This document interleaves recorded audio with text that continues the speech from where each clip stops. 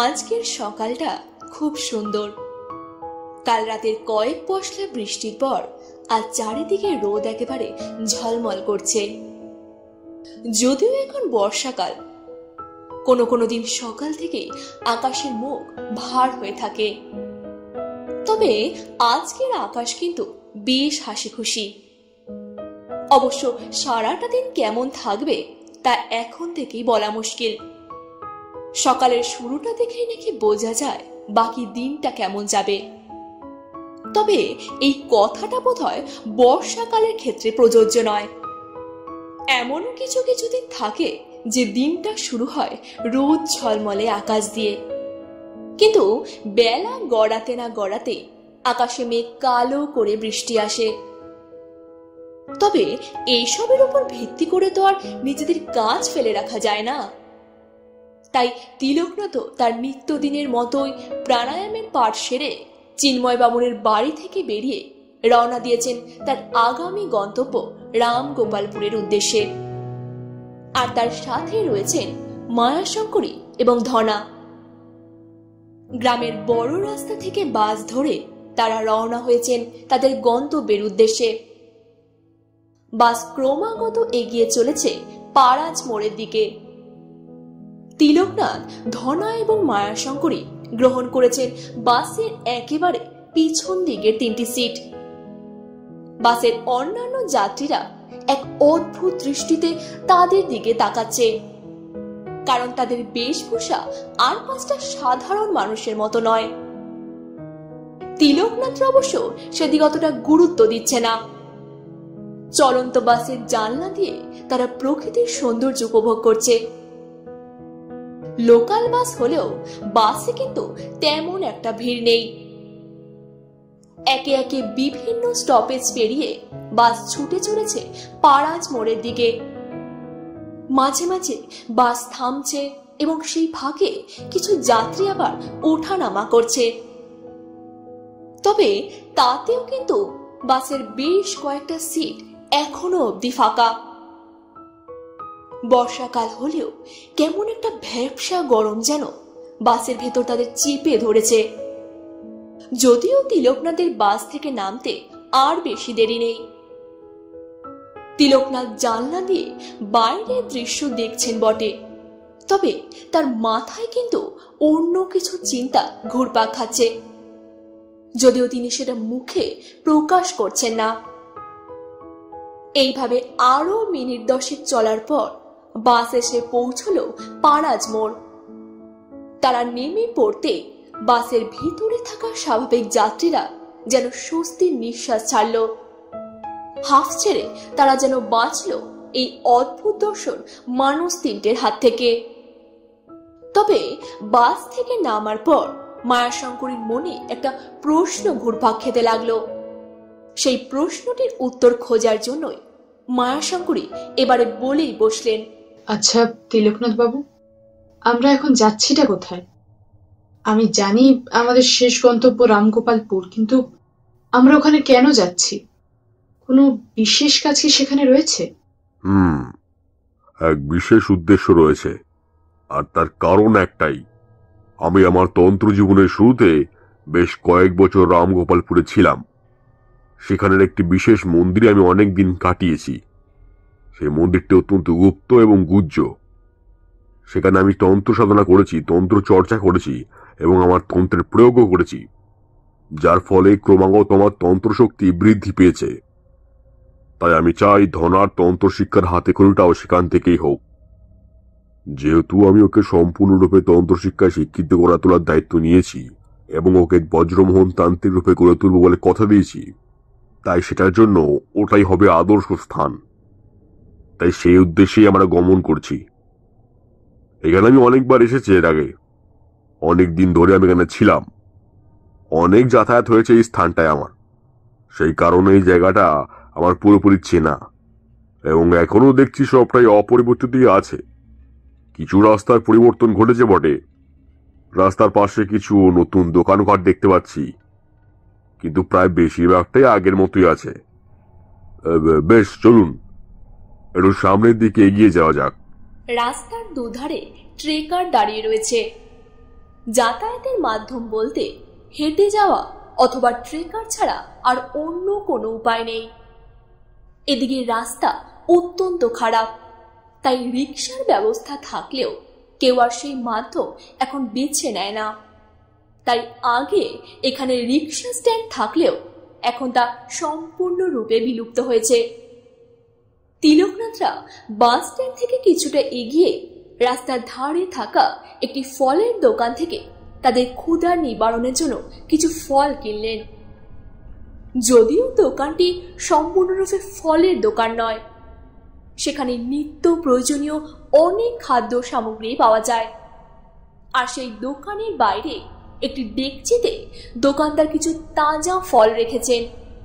সেখান থেকে ফল কিনে তারা তাদের খাওয়া সম্পন্ন করে একটি ট্রেকার ধরলেন এবং যাত্রা করলেন পাড়াজ মোড় পেরিয়ে সামনে থাকা হাটতলার উদ্দেশ্যে। রাস্তাটা আর আগের মতো নেই, কারণ সামনে শিলাঘাট, যেখানে রয়েছে এক বিশাল বালির খাদ। সেখান থেকে বালি সরবরাহ হয় অন্যান্য সমস্ত শহরগুলিতে। প্রতিনিয়ত শয়ে শয়ে লরি বালি বোঝাই করে এই রাস্তা দিয়ে যায়, তাই এই রাস্তাটির অবস্থা একেবারে বেহাল। তার উপর আবার কাল রাতের বৃষ্টির জন্য কিছু কিছু জায়গায় জল জমে রয়েছে। তিলকনাথের ট্রেকার কোনো রকমে সেই এবড়ো খেবড়ো রাস্তা ধরে সামনে এগিয়ে চলেছে। এক এক করে কিছু বালি বোঝাই লরি তাদের পাশ কাটিয়ে চলে যাচ্ছে। মিনিট পাঁচেকের রাস্তা পেরোতে সামনে একটি দুর্বল সেতু দেখা যেতে থাকে, যার সামনে লেখা রয়েছে ভারী যান চলাচল নিষিদ্ধ। সেতুটি দেখেই বোঝা যাচ্ছে যে সেটি অত্যন্ত দুর্বল, কারণ সেতুর বিভিন্ন অংশ থেকে সিমেন্টের চাল ভেঙে ভেঙে পড়েছে। তিলকনাথের ট্রেকারটি অতি সন্তর্পণে সেই সেতুটিকে অতিক্রম করল। সেতুটি অতিক্রম করে একটু সামনে এগোতে দেখা যেতে থাকে মানুষজনের ভিড়, অর্থাৎ হাটতলাতে হাট বসেছে। কারণ আজ মঙ্গলবার, প্রত্যেক মঙ্গলবারই এখানে হাট বসে, আর তাতে অনেক মানুষেরই সমাগম ঘটে। এই হাটতলা পেরিয়ে কিছুটা যেতে ডান হাতের একটি গলির সামনে তিলকনাথ ট্রেকারের চালককে থামতে বলেন। ট্রেকার থামতে তিলকনাথরা সেখানে নেমে পড়লেন এবং ভাড়াটা মিটিয়ে দিয়ে ডান হাতের গলিটির ভেতরে এগোতে লাগলেন। গলিটি আঁকা বাঁকা ভাবে গ্রামের ভিতরের দিকে গিয়ে মিশেছে। তিলকনাথের বেশ ভালো মতোই মনে আছে যে এই গলির ভিতরে শেষ প্রান্তে যে বাড়িটি রয়েছে তার আগের মাটির বাড়িটি হলো হরনাথের, হরনাথ গোস্বামী। এই এলাকার একজন বেশ নামকরা মানুষ, না প্রতিপত্তি বা ক্ষমতার দিক থেকে নয়, একজন ভালো মানুষ হিসাবে এই এলাকার তার যথেষ্ট পরিচিতি রয়েছে। তিলকনাথরা সেই মাটির বাড়িটির কাছে যেতে তার সামনে একজন ভদ্রলোককে দেখতে পেলেন, যিনি বাড়ির সামনে মাটির দাওয়ায় পা দুলিয়ে বসে আছেন। তিলকনাথ তার কাছে গিয়ে তাকে জিজ্ঞেস করলেন, আচ্ছা, হরনাথ গোস্বামীর সাথে কি একটু দেখা করতে পারি? দূর থেকে মানুষটিকে একজন লোক বলে মনে হলেও কাছে আসতেই দেখা গেল সে একজন অল্প বয়সের ছেলে। শারীরিক গঠন এবং দাড়ি গোছের বারবরন্তের জন্য তাকে অবশ্য একজন পুরুষ বলেই মনে হচ্ছে। ছেলেটি কিছুক্ষণ ড্যাব ড্যাব করে তিলকনাথের মুখের দিকে তাকিয়ে থাকে। স্বাভাবিকভাবেই এরকম বেশভূষা নিয়ে কারোর সামনে দাঁড়ালে তাতে তো অবাক হবারই কথা। খানিকক্ষণ তিলকনাথের মাথা থেকে পা পর্যন্ত চোখ বুলিয়ে নিয়ে সেই ছেলেটি বলে ওঠে, না, উনি আমার দাদু হন। উনি তো প্রায় বছর 7 আগে মারা গেছেন। আপনার যদি কোনো দরকার থাকে আপনি আমাকে বলতে পারেন। হ্যাঁ, আমার নাম হারাধন গোস্বামী। তিলকনাথ ভারী অবাক হলেন। হরনাথ গোস্বামীর মুখের সাথে এই ছেলেটির মুখের বা শারীরিক গঠনের কিন্তু কোনোভাবে কোনো মিল তিনি খুঁজে পাচ্ছেন না। অথচ তার বাড়ির সামনে কিন্তু এই ছেলেটি বসে রয়েছে এবং নিজেকে তার নাতি বলেই দাবি করছে। যাকে সেসব প্রমাণ করার দায়িত্ব তো আর তিলকনাথের নয়। তিলকনাথ বললেন, তো তোমার দাদু মারা গেলেন কি করে? মানে বয়সের জন্য নাকি কোনো রোগ হয়েছিল? না না, দাদু আসলে বেশ কয়েক মাস ধরেই রোগে ভুগছিলেন। শেষ বয়সে রোগে ভুগতে ভুগতেই তিনি মারা যান। আচ্ছা, আপনি কি হন আর দাদুর ব্যাপারেই বা এত খোঁজ নিচ্ছেন কেন? আমি তিলকনাথ মহাতান্ত্রিক। তোমার দাদুর কাছে আমি অনেক বছর ছিলাম। তোমাদের বাড়িতে আমি বেশ কয়েক মাস আশ্রয় নিয়েছিলাম। তোমার দাদুর কাছে আমি ঋণী, তবে তার অনুপস্থিতিতে এখন তোমরাই আমার আশ্রয়। আমি ওনার আত্মার চিরশান্তি কামনা করি। তুমি আমাকে চিনবে না, হয়তো তোমার বাবা আমাকে চিনতে পারবে না। অনেক ছোট অবস্থায় তোমার বাবাকে আমি দেখেছিলাম। বেশ, একে একে পরিচয় করিয়ে দিই। ইনি হলেন মায়া শঙ্করী দেবী, আর এ হচ্ছে ধনা। আমরা তিনজনে আজকে রাতটা তোমাদের বাড়িতে থাকার জন্য এলাম। থাকার জন্য মানে? আপনারা আমাদের বাড়িতে থাকবেন নাকি? গিয়ে এরকম বেশভূষা নিয়ে আমরা কাউকে থাকতে দিই না। তোমার বাড়িতে গুরুজন কেউ আছেন? তাহলে তাকে একটু ডেকে দাও, বলো একজন দেখা করতে চাইছে। তিলকনাথের কথা শুনে ছেলেটি চটজলদি উঠে ঘর থেকে তার বাবাকে ডেকে নিয়ে আসে। ছেলেটির বাবা বাইরে বেরিয়ে আসতে তিলকনাথের মুখে এক অদ্ভুত হাসি ফুটে ওঠে, কারণ এবারে তিনি মিল খুঁজে পেয়েছে ছোটবেলায় দেখা সেই ছোট বালকটির সাথে এই বড় হয়ে আসা লোকটির। তবে তিলকনাথ প্রথমে কিন্তু ব্যাপারটা তাকে জানালেন না। তিনি বলে ওঠেন, নমস্কার, আমি তিলকনাথ মহাতান্ত্রিক। আপনার বাবার সাথে আমার বেশ ভালো সখ্যতা ছিল। আমি বেশ কয়েক মাস আপনাদের বাড়িতেই ছিলাম। আপনার বাবা আমাকে আশ্রয় দিয়েছিলেন। তখন আমি এখানে তন্ত্র সাধনা করতাম, আপনাদের ওই রামগোপালপুরে। যার ফলবশত এখানে হাটে মাঝে মাঝে আমাকে কিছু জিনিসপত্র কিনতে আসতে হতো। কিনতে এসে কখনো কখনো আমি ওনার কাছে থেকে যেতাম বা আহার গ্রহণ করতাম। সেই থেকেই আমার সঙ্গে ওনার পরিচয়। অত্যন্ত ভালো মনের মানুষ ছিলেন তিনি। তোমাকে আমি ছোটবেলায় দেখেছি, কিন্তু তখন তুমি অনেক ছোট। আমার কথা হয়তো তোমার মনে নেই, আর মনে না থাকাটাই স্বাভাবিক। তা তোমার নাম কি? লোকটি খানিক অবাক হয়, একটু ইতস্তত ভাবে উত্তর দেয়, আমার নাম শ্রীকান্ত, শ্রীকান্ত গোস্বামী। আমি যদিও বাবার কাছে এরকম ঘটনা শুনেছি, তবে আপনি সেই ব্যক্তি কিনা তা আমার সঠিক জানা নেই। তবে হ্যাঁ, তিনি বলেছিলেন কোনো এক তান্ত্রিককে তিনি আশ্রয় দিয়েছিলেন এবং তার সাথে ওনার খুব ভালো সখ্যতা রয়েছে। কিন্তু বাবা বলতেন যে অনেকদিন ওনার সঙ্গে তার দেখা হয়নি। হয়তো উনি আপনার ব্যাপারেই কথা বলছিলেন। তা যাকে, আপনারা বাইরে দাঁড়িয়ে কেন? ভেতরে আসুন। আর এ হলো আমার ছেলে হারাধন। হ্যাঁ, ওর সঙ্গে আমাদের আগেই পরিচয় হয়েছে। ছেলেটা বড় অবুঝ, খুবই সাদাসিধে। এখনকার দিনে এমন ছেলে পাওয়া খুবই মুশকিল। আমি ওর উজ্জ্বল ভবিষ্যৎ কামনা করি। বেশ, চলুন যাওয়া যাক। এই বলে তিলকনাথরা সেই লোকটিকে লক্ষ্য করে তার পিছন পিছন তার ঘরের দিকে পা বাড়ালেন। তার বাড়িটি মাটির হওয়ার কারণে ঘরগুলি একটু নিচু ধরনের, যার ফলে তাদের মাথা নিচু করে সদর দরজা দিয়ে ভিতরে প্রবেশ করতে হলো। মাটির ঘর হওয়ায় ঘরের ভেতরগুলো কিন্তু বেশ ঠান্ডা। তার উপর আবার খড়ের ছাউনি দেওয়া, যার ফলে একটা অদ্ভুত শীতল পরিবেশ সৃষ্টি হয়েছে গোটা ঘর জুড়ে। হঠাৎই ঘরের একটা দিকে তিলকনাথের চোখ আটকে যায়। তিনি দেখতে পান দেওয়ালে টাঙানো রয়েছে একটি ছবি, আর সেটি হলো হরনাথ গোস্বামীর। ছবিটিতে একটি মালা পরানো রয়েছে। ছবিটি দেখতে কিছু পুরনো স্মৃতি তিলকনাথের একে একে মনে পড়তে থাকে। তার ঘোর ভাঙে শ্রীকান্তের কথায়, বলছি আপনারা মুখ হাত পা ধুয়ে নিন, আমি বরং আপনাদের জল খাবারের ব্যবস্থা করি। যদিও আমি আপনাদের কতদূর সেবা শুশ্রূষা করতে পারবো তা ঠিক জানি না, তবে আমি আমার সাধ্যমতো চেষ্টা করব। না না, আমাদের নিয়ে তোমাকে অত ব্যস্ত হতে হবে না। আচ্ছা, বৌমাকে তো কোথাও দেখছি না, সে কোথায় গেছে?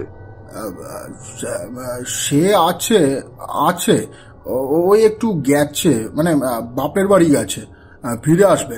এখনো সময় হয়নি তো, সময় হলেই ঠিক ফিরে আসবে। এইভাবে যেন কোনো রকমে শ্রীকান্ত কথাটাকে ঘুরিয়ে দেওয়ার চেষ্টা করলো এবং তাদের কল ঘরে যাবার পথটা দেখিয়ে দিয়ে সেই তড়িঘড়ি রান্না ঘরে চলে গেল। গোটা ঘটনাটা কিন্তু তিলকনাথে বেশ অদ্ভুতই লাগলো। প্রশ্নটাকে সে এইভাবে কেন এড়িয়ে গেল? ঘটনাটাকে এড়াবার মতো তো কিছুই হয়নি, তা সত্ত্বেও ব্যাপারটাকে কেন ধামাচাপা দিতে চাইছে শ্রীকান্ত? যাকে এইসব নিয়ে তারা তো মাথা ঘামাবার দরকার নেই, বরং যে কাজটি করতে তিনি এই গ্রামে এসেছে সেদিকে মনোসংযোগ করা যাক, এই ভেবে তিনি কলপাড়া থেকে হাত মুখ ধুতে চলে গেলেন। হাত মুখ ধোয়া সম্পন্ন করে ঘরে ফিরে আসতে তারা দেখলে ঘরের মেঝেতে 3টে আসন পাতা রয়েছে। শ্রীকান্ত তাদের সেই আসনে বসার জন্য অনুরোধ জানালো। তারা প্রত্যেকে আসন গ্রহণ করতে শ্রীকান্ত তাদের সামনে খাবার পরিবেশন করতে থাকে। তাদের প্রত্যেকের থালাতেই ছিল লুচি, আলুর তরকারি এবং পায়েস। কোনো কথা না বলে একেবারে নীরবে তারা তাদের আহার সম্পন্ন করলো। তাদের খাওয়া শেষ না হওয়া অবধি শ্রীকান্ত কিন্তু তাদের সামনেই বসেছিল। খাওয়া সম্পন্ন করে তৃপ্তির ঢেকুর তুলতে তুলতে তিলকনাথ বললেন, বাহ, বেশ সুন্দর রান্না হয়েছে, বেশ তৃপ্তি করে খেলাম। তার রান্নাটা কে করেছে? শ্রীকান্ত, তুমি নাকি? শ্রীকান্তের মুখে একটা মৃদু হাসি দেখা যেতে থাকে। সে মুখে কিন্তু কোনো কথা বলে না। তার হাসিটাই প্রমাণ করে দেয় যে সমস্ত রান্না সে নিজেই করেছে। অনেকদিন পর এত ভালো ঘরোয়া রান্না খেয়ে তিলকনাথ কিন্তু মনে মনে বেশ খুশি হলেন। কিন্তু এত সব রান্না সে এত তাড়াতাড়ি কিভাবে করলো, এটা তিনি ভেবে কিন্তু একটু অবাকই হলেন। তিলকনাথরা এখন বাড়ির সামনের মাটির দাওয়াটায় বসে রয়েছেন, আর তাদের সাথে রয়েছে শ্রীকান্ত নিজেও। মাটির দাওয়ায় বসে তিলকনাথরা বেশ কিছু কথা এবং আলোচনা সেরে নিলেন শ্রীকান্তের সাথে। আলোচনা শেষ করে তিলকনাথ পা বাড়ালেন বাড়ির বাইরে। তিলকনাথকে একা বাইরে বেরোতে দেখে শ্রীকান্ত বলে ওঠে, আরে কোথায় যাচ্ছেন? এখানে আশেপাশের সবকিছু কি আপনার চেনা? দেখবেন যেন, একটু সাবধানে, এখানকার মানুষজন আবার খুব একটা সুবিধের নয়। তিলকনাথ মুখে কিছু বললেন না, শুধু তার কথায় সায় দেবার ভঙ্গিতে একটু মাথা নাড়লেন। একটুও সময় নষ্ট না করে তিলকনাথ, মায়াশঙ্কর এবং ধনা সেই সরু গলি বেয়ে পুনরায় বড় রাস্তায় এসে উঠলেন। সেই বড় রাস্তা ধরে তিলকনাথরা সোজা চলে গেলেন হাটের দিকে। এই হাটই হলো এই গ্রামের মানুষের মিলনস্থল। সপ্তাহে যেহেতু এই একটা দিনে হাট বসে, তাই সারা দিন ধরে চলে কেনা বেচা। বেলা যতই গড়ায় হাটে যেন ততই ভিড় আরোই বাড়তে থাকে। বিক্রেতারা রাস্তার দুধারে সারি সারি দোকানের পসরা সাজিয়ে বসেছেন। কাঁচা বাজার থেকে শুরু করে মাছ, হাঁস মুরগি, মুদিখানা সামগ্রী, জামা কাপড় সবকিছুরই দোকান কিন্তু এই হাটে দেখা যায়। দূর দূরান্ত থেকে বহু মানুষেরই এই হাটে সমাগম হয়ে থাকে। ক্রেতারা ব্যাগ ভর্তি পণ্য সামগ্রী নিয়ে বাড়ি ফেরে, আর বিক্রেতারা ফেরে মনের আনন্দে পকেট ভর্তি টাকা নিয়ে। ক্রেতা বিক্রেতাদের দর কষাকষির কলরবে মুখর হয়ে উঠেছে সমগ্র হাট চত্বরটি। তিলকনাথরা ভিড় ঠেলে হাটের ভিতরে দিকে এগিয়ে চলেছেন এবং হাটে ঘুরে ঘুরে দেখতে লাগলেন সেখানে বিক্রি হওয়া বিভিন্ন দ্রব্য সামগ্রীগুলোকে। কিন্তু হঠাৎই হাটের এক নির্দিষ্ট কোণে তিলকনাথের চোখ আটকে যায়। তারা দেখেন হাটের এক কোণে একজন বয়স্ক ভদ্রলোক কিছু রুদ্রাক্ষ বিক্রি করছেন। তিলকনাথরা ঠিক কৌতূহল সামলাতে না পেরে চটজলদি সেই দিকে পা বাড়ান।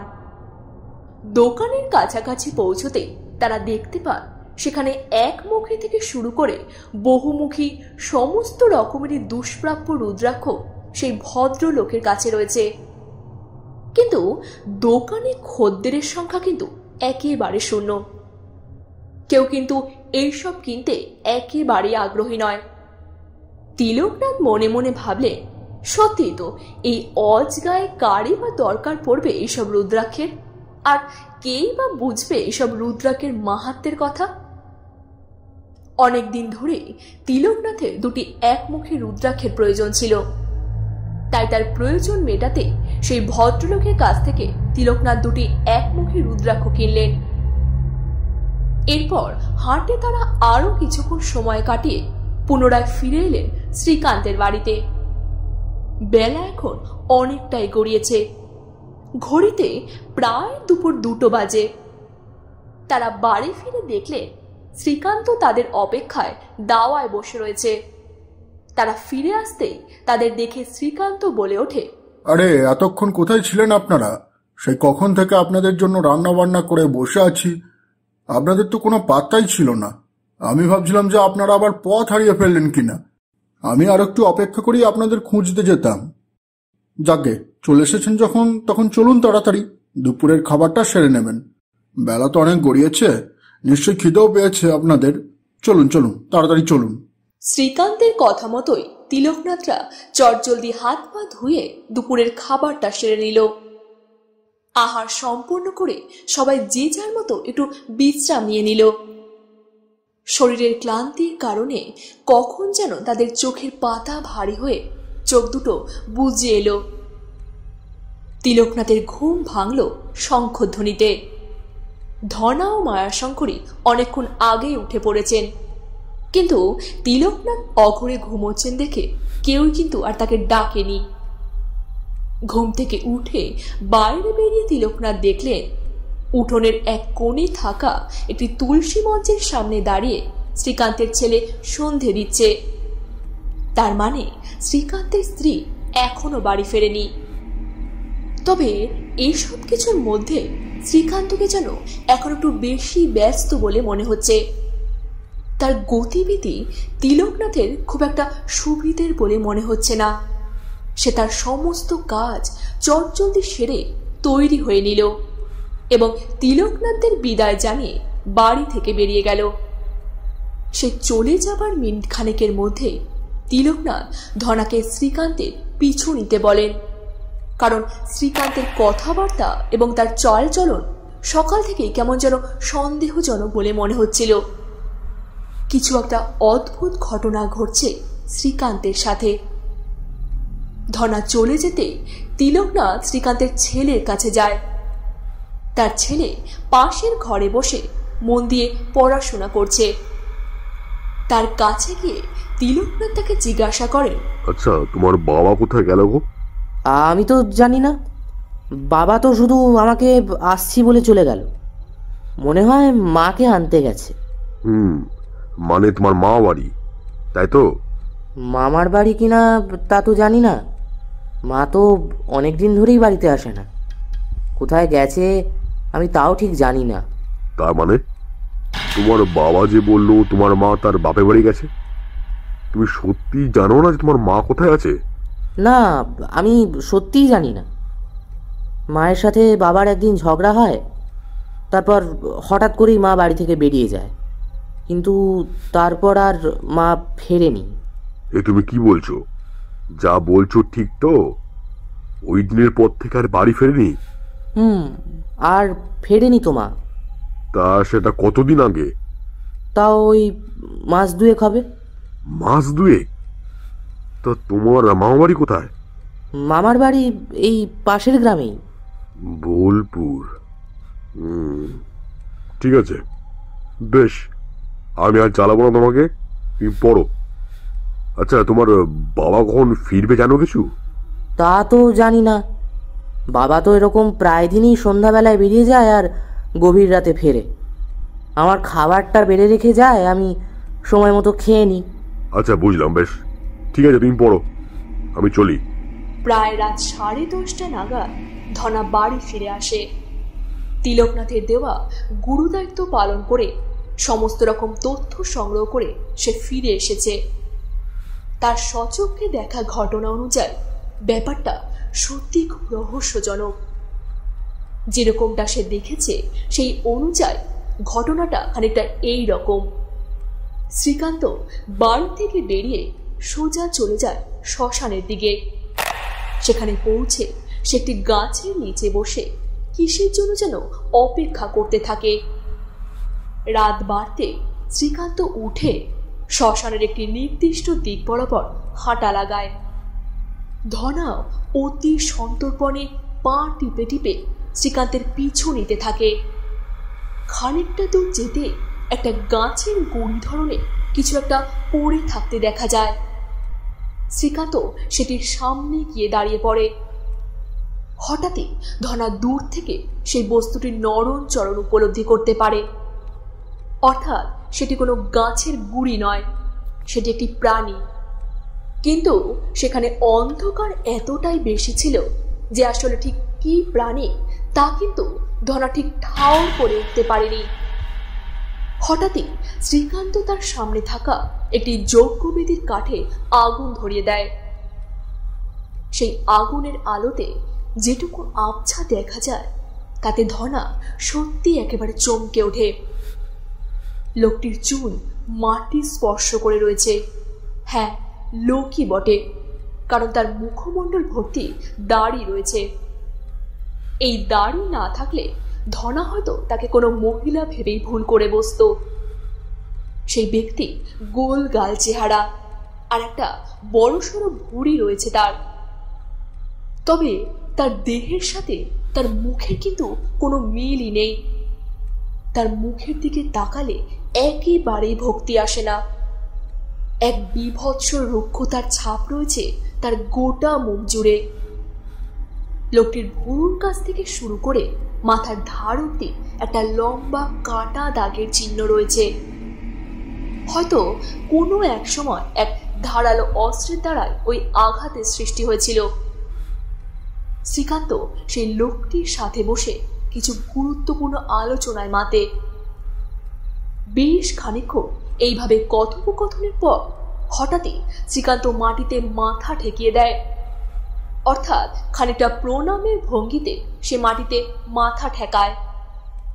নিমেষের মধ্যে সেই যজ্ঞবেদীর আগুনও নিভে যায়। আর সেই অদ্ভুত দর্শন ব্যক্তিটিও ঘুটঘুটে অন্ধকারে মিলিয়ে যেতে থাকে। বরং তার বদলে একজন মহিলা এসে সেখানে উপস্থিত হয়। হ্যাঁ, একজন মহিলা, শাড়ি পরা একজন মহিলা।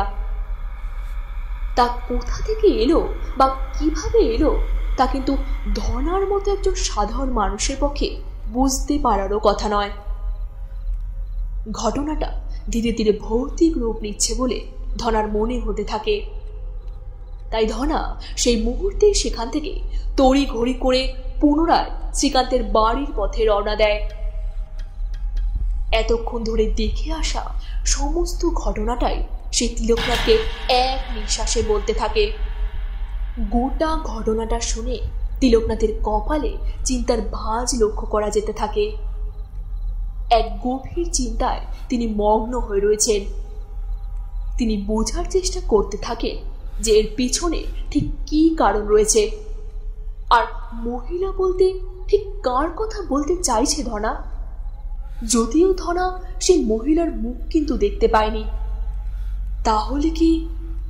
না না, তিলকনাথ তার ভাবনায় ইতি টানলেন এবং এই আলোচনাটাকে এখানে শেষ করে যে যার মতো বিশ্রাম নিতে চলে গেলেন। কিছুক্ষণের মধ্যে সকলেই ঘুমিয়ে পড়লেও তিলকনাথের চোখে কিন্তু তখনও ঘুম নামেনি। কিছু চিন্তার জ্বর তিনি তার মাথায় পাকিয়ে চলেছেন। প্রায় রাত 2-2:30 নাগাদ শ্রীকান্ত বাড়ি ফিরে আসে। সদর দরজার শিকলটা নামাতে সেই শব্দে তিলকনাথ বুঝে যান যে শ্রীকান্ত বাড়ি ফিরে এসেছে। তিলকনাথ তখন যে তার ভাবনায় ইতি টেনেছিলেন তার একটাই কারণ, তিনি সমস্ত ঘটনাটাই শ্রীকান্তের মুখ থেকে শুনতে চেয়েছিলেন। সেই ঘরে ঢুকতে তিলকনাথ হঠাৎই সেই ঘরের হ্যারিকেনটি জ্বালিয়ে দেন। অন্ধকার ঘরে হঠাৎই আলো জ্বলে উঠেছে তা দেখে শ্রীকান্ত একেবারে হকচকিয়ে ওঠে। শ্রীকান্ত বুঝতে পারে যে ঘটনাটা কোনোভাবে জানাজানি হয়ে গেছে। শ্রীকান্ত কোনো রকমে সেখান থেকে পালিয়ে পাশের ঘরে যেতে চাইলে তিলকনাথ তার হাতটা শক্ত করে চেপে ধরেন এবং তাকে এক টানে মাটিতে বসিয়ে দেন। সে কেমন যেন ভ্যাবা চাকা খেয়ে যায়। এক প্রকার ক্যাবলা হাসি হাসতে হাসতে সে বলে ওঠে,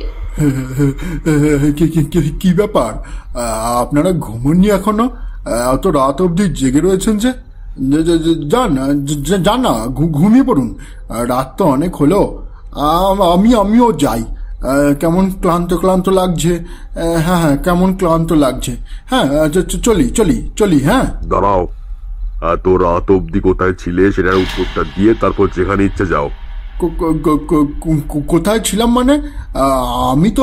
আমি তো আসলে মাছ ধরি, তাই ওই ভোরে আমাকে মাছ ধরতে যেতে হয়। তাই ওই রাতে মাছ ধরার জালগুলোকে একটু পরিষ্কার না করলে মাছ ভালো ফাঁসে না।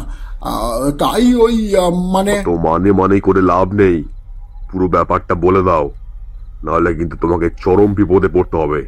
ধরতেরি মশাই, কি ব্যাপার বলুন তো আপনাদের? তখন থেকে খালি ধমকেই যাচ্ছেন আমাকে। আমার ঘরে আশ্রয় দিয়েছি, আবার আমার ওপরই চোটপাট দেখাচ্ছেন। আপনাদের এখানে থাকতে দেওয়াই আমার উচিত হয়নি। আমার বাড়ি, আমি যখন ইচ্ছে আসবো, যখন ইচ্ছে বেরোবো, তাতে আপনার কি? অত কৈফিয়ত আমি দিতে পারবো না কাউকে।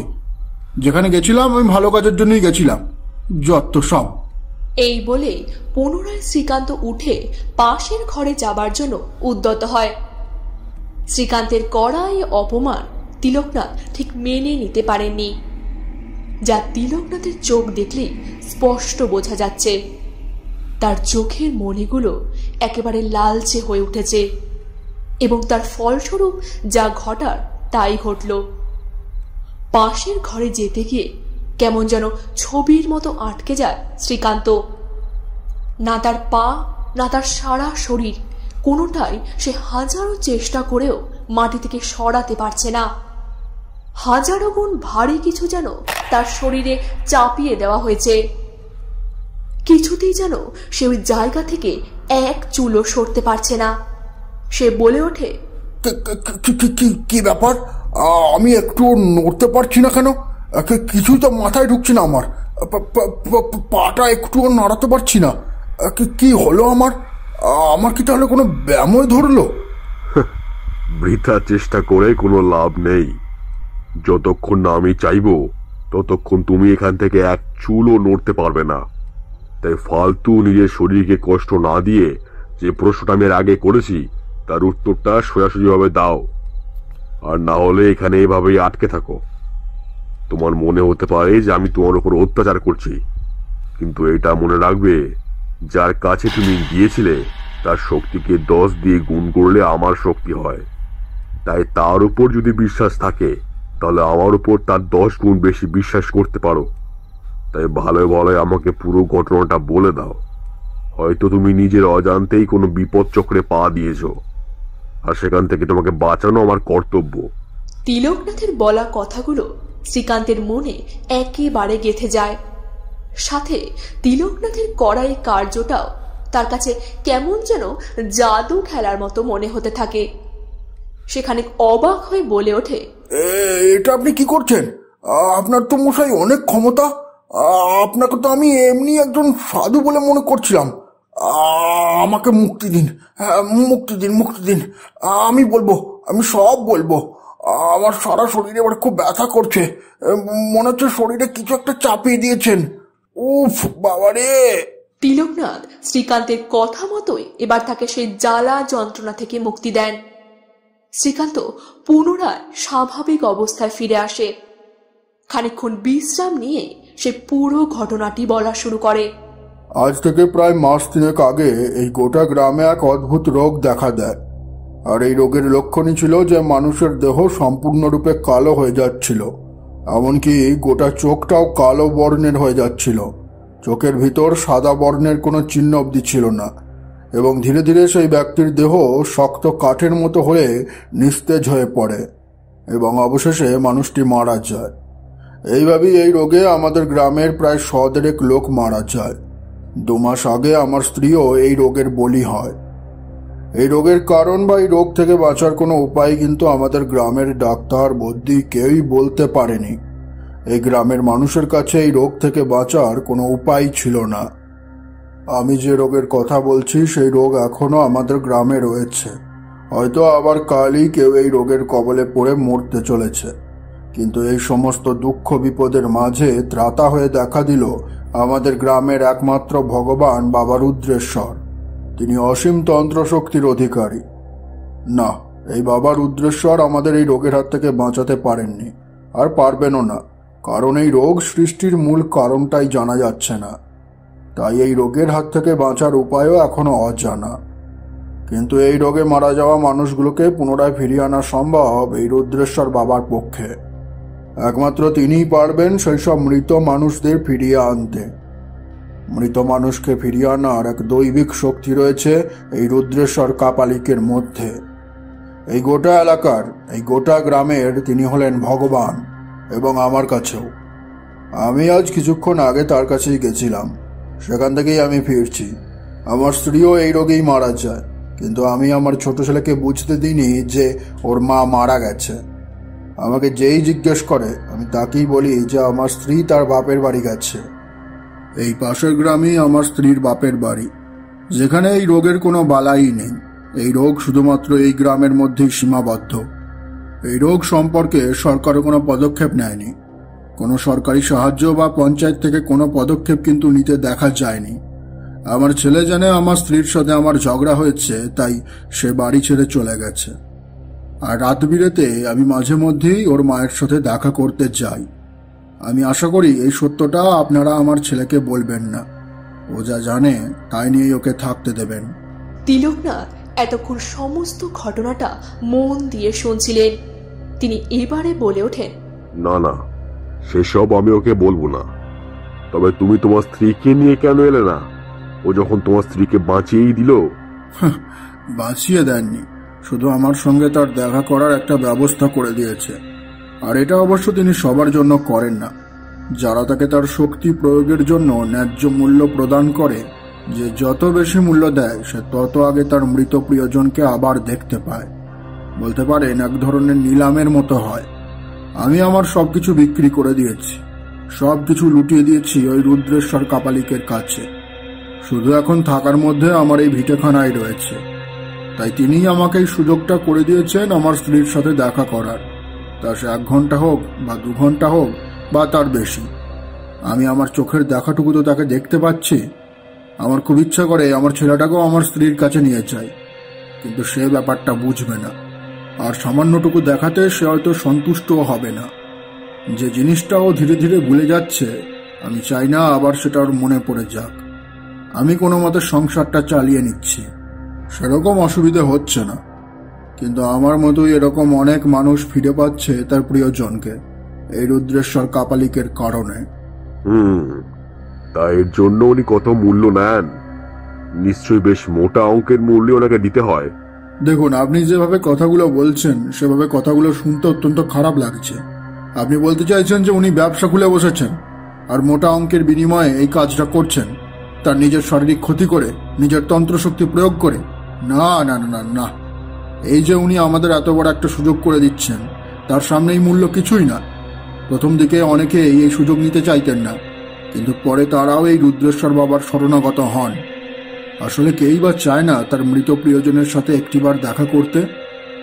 বেশ, বুঝলাম। তবে তোমাদের কোনো ধারণা নেই তোমরা কিরকম বিপদের চক্রে পা দিয়েছ। এটা একটা ভয়ানক বিপদের সংকেত। তোমাদের গোটা গ্রাম এখন ওই রুদ্রেশ্বর কাপালিকের কবজায়। থামুন থামুন, দয়া করে আপনি উল্টোপাল্টা কথা বলবেন না। আমি আপনাকে বারবার বারণ করেছি। হ্যাঁ, আপনার শক্তি থাকতেই পারে, হয়তো ওনার থেকে 20 গুণ বেশি শক্তি থাকতে পারে। এমনকি আপনি আমাকে এখানে আপনার ক্ষমতা দ্বারা আটকেও রাখতে পারেন। কিন্তু যে মানুষটা এই গ্রামের ভগবান, যে মানুষটা এই গ্রামের ভালো চায়, দয়া করে তার বিরুদ্ধে আপনি একটাও খারাপ কথা বলবেন না। আমি হয়তো সেটা সহ্য করে নেব, কিন্তু এই গ্রামের মানুষ এসব শুনলে আপনাকে পিটিয়ে মেরে ফেলবে। তাই দয়া করে বলছি, নিজের বিপদ বাড়াবেন না। আমি শুধু আপনাকে উপদেশ দিচ্ছি, যদি ইচ্ছে হয় শুনবেন, নয়তো বাকিটা আপনার ব্যক্তিগত ব্যাপার। এর আগেও এরকম দুজন সাধুকে এই ভুলের জন্য গ্রামের লোকেরা পিটিয়ে মেরেছিল। আমি চাই না আমার ঘরে আশ্রিত একজন তান্ত্রিকের বেঘরে প্রাণ যাক। তাই আপনাকে আমি সাবধান করছি, দয়া করে এরকম মন্তব্য করবেন না, যাতে গ্রামবাসীদের মনে কোনো রকম আঘাত লাগে। এই গ্রামের মানুষ এটা ভেবেই নিশ্চিন্তে থাকে যে তাদের আপনজন কেউ মারা গেলেও তারা চিরদিনের জন্য হারিয়ে যাবে না। তারা চাইলেই আবার তাদের প্রিয়জনকে দেখতে পাবে। এত বড় শোক আর কোন গ্রামে আছে বলুন তো? তাই এই গ্রামের মানুষ, মানে আমরা সবাই ওনাকে ভগবান রূপে পুজো করি। উনি আমাদের কাছে এক দেবদূত রূপে এসেছেন। সবই বুঝলাম, কিন্তু তোমরা বুঝতে পারছো না কিভাবে তোমাদের ক্ষতি করছে ও। এই রোগটা ও নিজে তোমাদের। আর একটা কথাও আপনি বলবেন না। এই মুহূর্তে আপনি আপনার সঙ্গী সাথীদের নিয়ে আমার বাড়ি থেকে বেরিয়ে যান। ভদ্রভাবে বলছি, আমি চাই না আমার জন্য আমার ছেলের কোনো ক্ষতি হোক, কিংবা আপনার বোকামির জন্য আমরা বাপ বেটা গ্রাম ছাড়া হই। আপনারা দয়া করে বেরিয়ে যান আমার বাড়ি থেকে। শ্রীকান্তের কড়াই অপমান তিলকনাথ খুব একটা ভালোভাবে নিলেন না। আর এক মুহূর্ত সময় নষ্ট না করে তিলকনাথ তৎক্ষণাৎ তার ঝোলাটা নিয়ে মায়াশঙ্কর এবং ধনাকে সাথে করে শ্রীকান্তের বাড়ি থেকে হনহন করে বেরিয়ে যান। তারা বেরিয়ে যেতেই শ্রীকান্ত এক প্রকার তাদের মুখের উপর দড়াম করে সদর দরজাটা বন্ধ করে দেয়। গভীর রাতে তারা তিনজনেই হাঁটতে থাকে গ্রামের মেঠো পথ ধরে। সেই এবড়ো খেবড়ো পথ দিয়ে হাঁটতে তাদের বড্ড কষ্ট হচ্ছে, কিন্তু আত্মসম্মান সবার আগে। তিলকনাথ কখনোই চাইবেন না যেখানে তাকে অপমান করা হয়েছে সেখানে আর এক দণ্ডও থাকতে। তাই বারংবার হোঁচট খেতে খেতে হলেও তারা সেই পথ ধরে এগিয়ে চলেছেন।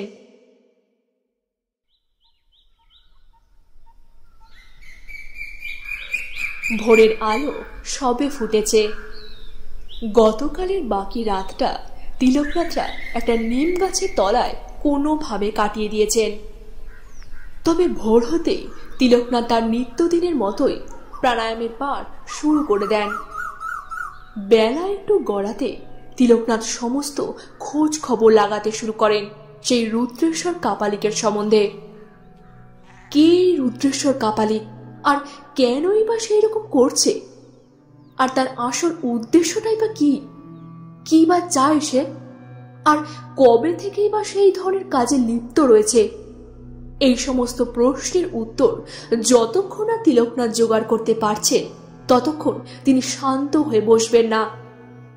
তাকে সমস্ত কাজের সাহায্যের জন্য তার সঙ্গে সবসময় রয়েছে মায়াশঙ্করী এবং ধনা। তারা তিনজনে যে যার মতো কাজে লেগে পড়লেন এবং তিনটি আলাদা পথে রওনা দিলেন। তাদের মধ্যে হয়তো বিশেষ কোনো যুক্তি হয়েছে বা কোনো পরিকল্পনা। সারাদিন ধরে তথ্য সংগ্রহের কাজ ছেড়ে একেবারে দিনের শেষে আবার সবাই এই একই জায়গায় মিলিত হবেন। দুপুর গড়িয়ে বিকেল থেকে সন্ধে হয়ে এসেছে। দিনান্তে কাজ শেষ করে গাঁয়ের চাষিরা ঘরে ফিরছে, আর পাখিরা ফিরছে নীড়ে। পশ্চিম আকাশে সূর্য প্রায় ঢলে পড়েছে। চারিদিক জুড়ে কেমন যেন এক অপার্থিব আলো বিরাজ করছে।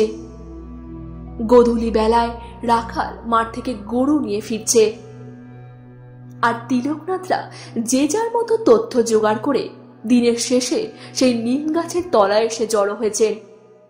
তারা একত্রে মিলিত হতে মায়াশঙ্করী দেবী তিলকনাথকে উদ্দেশ্য করে বলে ওঠেন, দেখুন, এই যে রুদ্রেশ্বর কাপালিক, যাকে এই গ্রামের সবাই ভগবান বলে মনে করছেন, তিনি এই গ্রামে ওই মারণ রোগ ছড়িয়ে দেওয়ার জন্য এক তন্ত্র শক্তি প্রয়োগ করেছেন।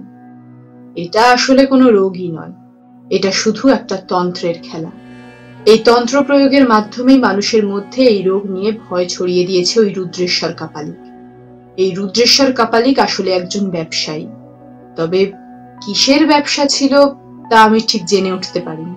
তার ছিল শেকরের ব্যবসা, রুদ্রাক্ষ, তাবিজ, এই ধরনের জিনিসপত্র সে বিক্রি করত এই হাটতলার হাটেতেই। এইসব জিনিস বিক্রি করতে করতে সে মানুষের মধ্যে কিছু জিনিস লক্ষ্য করতে শুরু করে। এবং তাদের মনে কোনো কিছু নিয়ে ভয়ের বীজ বপন করে। সেই ভয় থেকে মুক্তির পথও তিনিই দেখাতেন। এইভাবেই তিনি নিজেকে ধীরে ধীরে সবার বিশ্বস্ত করে তোলেন। এরপর হঠাৎই তিনি একদিন এই গ্রাম থেকে কাউকে কিছু না জানিয়েই উধাও হয়ে যান এবং বছরখানেক পরে ফিরে আসেন তার এই নতুন বিভৎস রূপে এবং নিজেকে পরিচয় দেন রুদ্রেশ্বর, বাবা রুদ্রেশ্বর কাপালিক রূপে। তবে কি তন্ত্র করে এই মহামারীর ভয় সকলের মধ্যে ছড়িয়ে দিয়েছেন তা আমি ঠিক জানতে পারিনি। যা বুঝতে পারছি তাতে মনে হচ্ছে এক ভয়ঙ্কর তন্ত্র সাধনা। এটি সবার দ্বারা সম্ভব হয় না। এই তন্ত্র করার জন্য যেই তন্ত্র করছে তাকে তার নিজের চোখ দুটোকে বলিদান দিতে হয়, তবেই সে ওই তন্ত্র সাধনায় সম্পূর্ণরূপে সিদ্ধি লাভ করতে পারে। এই সাধনা সবার পক্ষে সম্ভব নয়। ভয়ঙ্কর ত্যাগ স্বীকার চাই এই সাধনার জন্য। তবে এই রোগ কিন্তু গোটা গ্রাম জুড়ে এখনো চলছে। তার তন্ত্রের দ্বারা এই মহামারীর প্রভাব সে এখনো চালিয়ে যাচ্ছে এবং প্রতি সপ্তাহে সে মানুষ মারছে। আর সেই মানুষকে কাজে লাগিয়ে তার প্রিয়জনকে বোকা বানিয়ে সে তার কাছ থেকে মোটা অঙ্কের অর্থ উপার্জন করছে। আর এই কাজও সে এক তন্ত্রের সাহায্য নিয়েই করছে। এবং তার সৃষ্ট এই মহামারীর ফলে যেসব মানুষ মারা যাচ্ছে তাদের আত্মাদের নিয়ে ওই কাপালিক ঋণাত্মক শক্তির একটি শক্তিশালী দল গঠন করেছে, যাতে তার ভণ্ডামি বা কার্যকলাপ যদি কোনোদিন কেউ জেনেও যায় তাতে যেন সে বিপদে না পড়ে। এই ঋণাত্মক শক্তির দল তাকে যেন তখন সেই বিপদ থেকে রক্ষা করে। সেই কারণে সে এই দল সৃষ্টি করেছে। সে চাইছে এই গোটা গ্রামের উপর রাজ করতে, আর তার উদ্দেশ্য সফল হওয়ার পথে সে ক্রমশ এগিয়ে চলেছে। তাই আমাদের যে করেই হোক এটা আটকাতেই হবে। এইভাবে তো গোটা গ্রামটা মৃত্যুপুরীতে পরিণত হতে চলেছে। কিন্তু এরপরে এই গ্রামের আবার কোন মানুষ তার তন্ত্রের শিকার হতে চলেছে সেটা তাহলে আমাদের আগে জানতে হবে। সেটা নিয়ে আপনাকে ভাবতে হবে না, তার ব্যবস্থা আমি করে দিচ্ছি। এই বলে মায়াশঙ্করী তার চোখ দুটো বন্ধ করে তার হাত দুটোকে আকাশের দিকে তুলে দিলেন। হয়তো মনে মনে তিনি কোনো মন্ত্র জপ করছেন। নিমেষের মধ্যে তার হাতে চলে আসে তার অস্ত্র মহাঙ্কুশ। উচ্ছিষ্ট গণের সাধনায় প্রাপ্ত তার এই মহাঙ্কুশটি তিনি সজোরে মাটি বরাবর গেঁথে দেন। সেটি মাটিতে গেঁথে দিতে একটি বিদ্যুৎ স্ফুলিঙ্গের সৃষ্টি হয়ে সেটি গোটা গ্রামে ছড়িয়ে পড়ে। কয়েক সেকেন্ডের মধ্যে কিছুটা দূরে একটি জায়গা থেকে লাল ধোঁয়া উঠতে দেখা যায়। তিলকনাথকে সেদিকে আঙুল দেখিয়ে নির্দেশ করে মায়াশঙ্করী দেবী বলে ওঠেন, আমাদের আর খুঁজতে হবে না, আমি ইতিমধ্যে জানতে পেরে গেছি। ওই যে দূরে ওই বাড়িটা দেখছেন, ওই যে নারকেল গাছের পাশে, ওই বাড়িতেই এই মারণতন্ত্রের প্রয়োগ করেছেন এই রুদ্রেশ্বর কাপালি। এই লাল ধোঁয়া নেবার আগেই আমাদের ওই বাড়ির সীমানার মধ্যে পৌঁছতে হবে। চলুন চলুন। এই বলে তারা তড়িঘড়ি পা চালিয়ে সেই বাড়ির সামনে এসে উপস্থিত হন। অন্ধকারের মধ্যে বাড়িটিকে খুব একটা ভালোভাবে না দেখা গেলেও তিলকনাথ ও মায়াশঙ্করী তাদের দিব্য দৃষ্টির মাধ্যমে বুঝে যান যে এই বাড়ির নিচে এক মারণ যন্ত্রের প্রয়োগ করা রয়েছে। এদিকে মায়াশঙ্করী তার মহাঙ্কুশের সাহায্যে সেই বাড়ির মাটিতে ক্রমাগত একের পর এক কোপ চালাতে থাকেন, যতক্ষণ না মাটিতে একটি গর্তের সৃষ্টি হচ্ছে। এই শব্দ শুনে বাড়ির মালিক বাইরে বেরিয়ে আসতে তার সাথে তিলকনাথের এক বচসা সৃষ্টি হয়। মায়াশঙ্করী দেবী সেই বচসা থামিয়ে বলে ওঠেন, দেখুন, আপনি শান্ত হন। আমরা যা করছি আপনাদের ভালোর জন্যই করছি। আপনাদের গ্রামে এই মারণ রোগ ছড়াবার পিছনে রুদ্রেশ্বর কাপালিক রয়েছে। ওই ভণ্ড সাধু আপনাদের বিপদে ফেলেছে, আবার আপনাদেরকে রক্ষা করার নাটক করছে। শুধুমাত্র নিজের স্বার্থ সিদ্ধির জন্যই এসব করছে। আপনি একটু বুঝুন, বোঝার চেষ্টা করুন। ওই ভণ্ড কাপালিক আপনার বাড়ির নিচেও মারণ যন্ত্র প্রয়োগ করেছেন নিজের তন্ত্রের দ্বারা। আপনারা ওনাকে ভগবান ভেবে ভুল করছেন। উনি একটা শয়তান। মায়াশঙ্করীর হাজার বোঝানো সত্ত্বেও ওই লোকটি কিছুতেই তাদের কথা মানতে রাজি হন না। তিনি এক প্রকার বিরক্ত হয়ে চিৎকার করে গ্রামের লোকেদের জড়ো করে এবং এরা যে গ্রামের ভগবানের বিরুদ্ধে নোংরা কথা বলছে সেটিও তিনি সমস্ত গ্রামবাসীকে জানিয়ে দেন। তিলকনাথরা এবার চাপে পড়ে যায়। লোকের উপকার করতে এসে তারা নিজে উল্টে বিপদে পড়ে গেল। গ্রামবাসীরা তাদের উপর ক্ষোভে ফেটে পড়েছে এবং তাদেরকে লক্ষ্য করে ইট পাটকেল ছুটতে শুরু করে। তিলকনাথরা কোনো রকমে নিজেদেরকে সামলে গ্রাম থেকে পালাবার চেষ্টা করতে থাকে। এহেন পরিস্থিতিতে তাদের যে ঠিক কি করা উচিত তারা তা বুঝে উঠতে পারছেন না। শুধু পা চালিয়ে তারা অন্ধকারের মধ্যে দিয়ে সামনের দিকে এগিয়ে চলেছেন। পিছনে ভিড়ের মধ্যে থেকে তাদের কানে ভেসে আসতে থাকে একটি অট্টহাসি, একটি পৈশাচিক অট্টহাসি।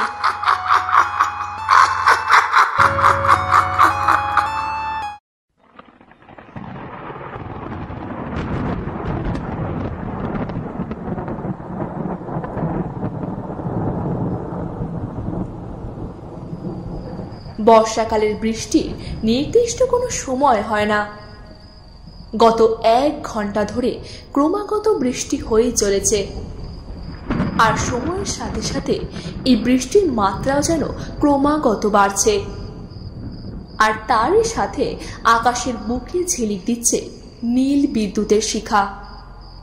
তিলকনাথরা এই বৃষ্টির হাত থেকে বাঁচতে রাস্তার ধারের এক দোকানের ছাউনির তলায় আশ্রয় নিয়েছেন।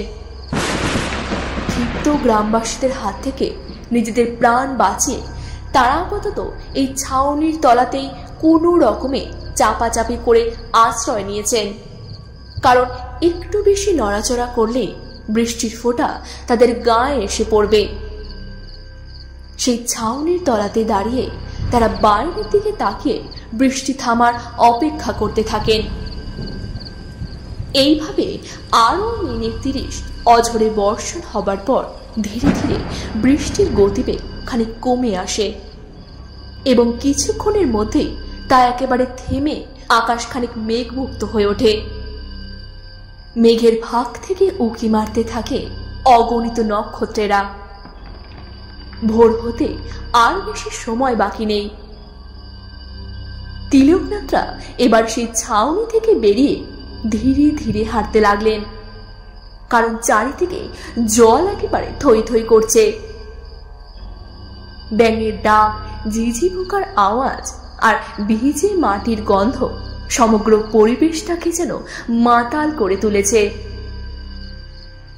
আশেপাশে কোনো জনমানবের চিহ্ন অবধি নেই।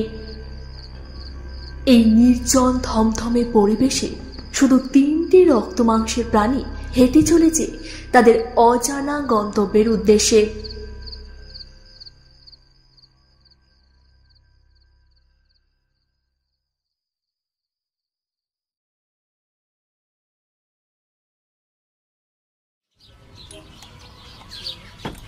ঘড়িতে এখন সকাল 7টা বাজে। তিলকনাথ চায়ের ভাঁড়ে সবে এক চুমুক দিয়েছেন। তারা এই মুহূর্তে রয়েছেন মধুপুরে। কাল রাতে ওই গ্রাম থেকে পালিয়ে আসার পর তারা আপাতত এই গ্রামেই রয়েছেন। খুব সম্ভবত এই গ্রামের কেউই তাদের ঠিক চেনেন না, তাই তারা এক প্রকার নিশ্চিন্তে এই চায়ের দোকানে বসে রয়েছেন। তবে তাদের চোখে মুখে কিন্তু এক দুশ্চিন্তার ছাপ স্পষ্ট লক্ষ্য করা যাচ্ছে। তারা কিছুতেই বুঝে উঠতে পারছেন না যে গ্রামবাসীদের এই রকম মতিগতি থাকলে তারা কিভাবে তাদের এই বিপদ থেকে রক্ষা করবেন। তাদের চা খাওয়া শেষ হতে ধনা চায়ের দোকানের টাকাটা মিটিয়ে দিয়ে আসতে তিলকনাথ বলে ওঠেন, এভাবে চললে তো খুব মুশকিল। গ্রামবাসীদের প্রত্যেকের মনে এক বদ্ধপরিকল্পিত ধারণা হয়ে গেছে যে ওই ভণ্ড লোকটি একজন ভালো মানুষ এবং তাদের উপকার করছে, কিন্তু এটা যে কত বড় ভুল ধারণা তারা সেটা বুঝতে পারছে না। তবে কোনো না কোনো উপায়ে এই ভণ্ডামি বন্ধ করতেই হবে। এবং আমার এটাও মনে হচ্ছে এই রুদ্রেশ্বর কাপালিক নামটাও সম্পূর্ণ ভণ্ড, কারণ আমার এটুকু মনে আছে রুদ্রেশ্বর নামে একজন খুব ভালো এবং স্বনামধন্য তান্ত্রিক ওই গ্রামে ছিলেন, মানে ওই হাটতলাতে। এখন তিনি কি এরকম হয়ে গেছেন নাকি কেউ তার নাম ভাঙিয়ে এমনটা করছে সেটা আমাকে জানতেই হবে। তা তো অবশ্যই জানতে হবে, কারণ এর ইতিহাস না জেনে আগামী পদক্ষেপ নির্বাচন করা খুব কঠিন হয়ে পড়বে। তাই সবার আগে এই ভণ্ড লোকটির উদ্দেশ্য এবং ইনি কে বা কেন এমন করছে আর কি করে করছে সেগুলো আমাদের জেনে নিতে হবে, তবেই এর বিরুদ্ধে লড়াই করতে পারবো। এইভাবে মায়াশঙ্করী, তিলকনাথ এবং ধনা নিজেদের মধ্যে আলোচনায় ডুবে থাকেন। তাদের কথাবার্তা চলতে চলতে বেলা প্রায় অনেকটাই গড়িয়েছে। এখনো তাদের মধ্যে সেই একই বিষয় নিয়ে আলোচনা হয়েই চলেছে। হঠাৎই মায়াশঙ্করী দেবী বলে ওঠেন, আচ্ছা, এই বিষয়ে জানার আমাদের হাতে একটা উপায় আছে, আর তা হলো গজকালী সাধনা। গজকালী সাধনার মাধ্যমে আমি সব জানতে পারবো। গ্রামে ঢোকার সময় আমি দেখেছিলাম এই গ্রামে গজকালীর একটা মন্দির রয়েছে, তবে সেটা খুবই ছোট এবং ভগ্নপ্রায়। আর ইতিমধ্যেই জায়গাটা আমি পেরিয়ে চলে এসেছি, তাই পুনরায় আমাদেরকে আবার সেই জায়গায় ফিরে যেতে হবে।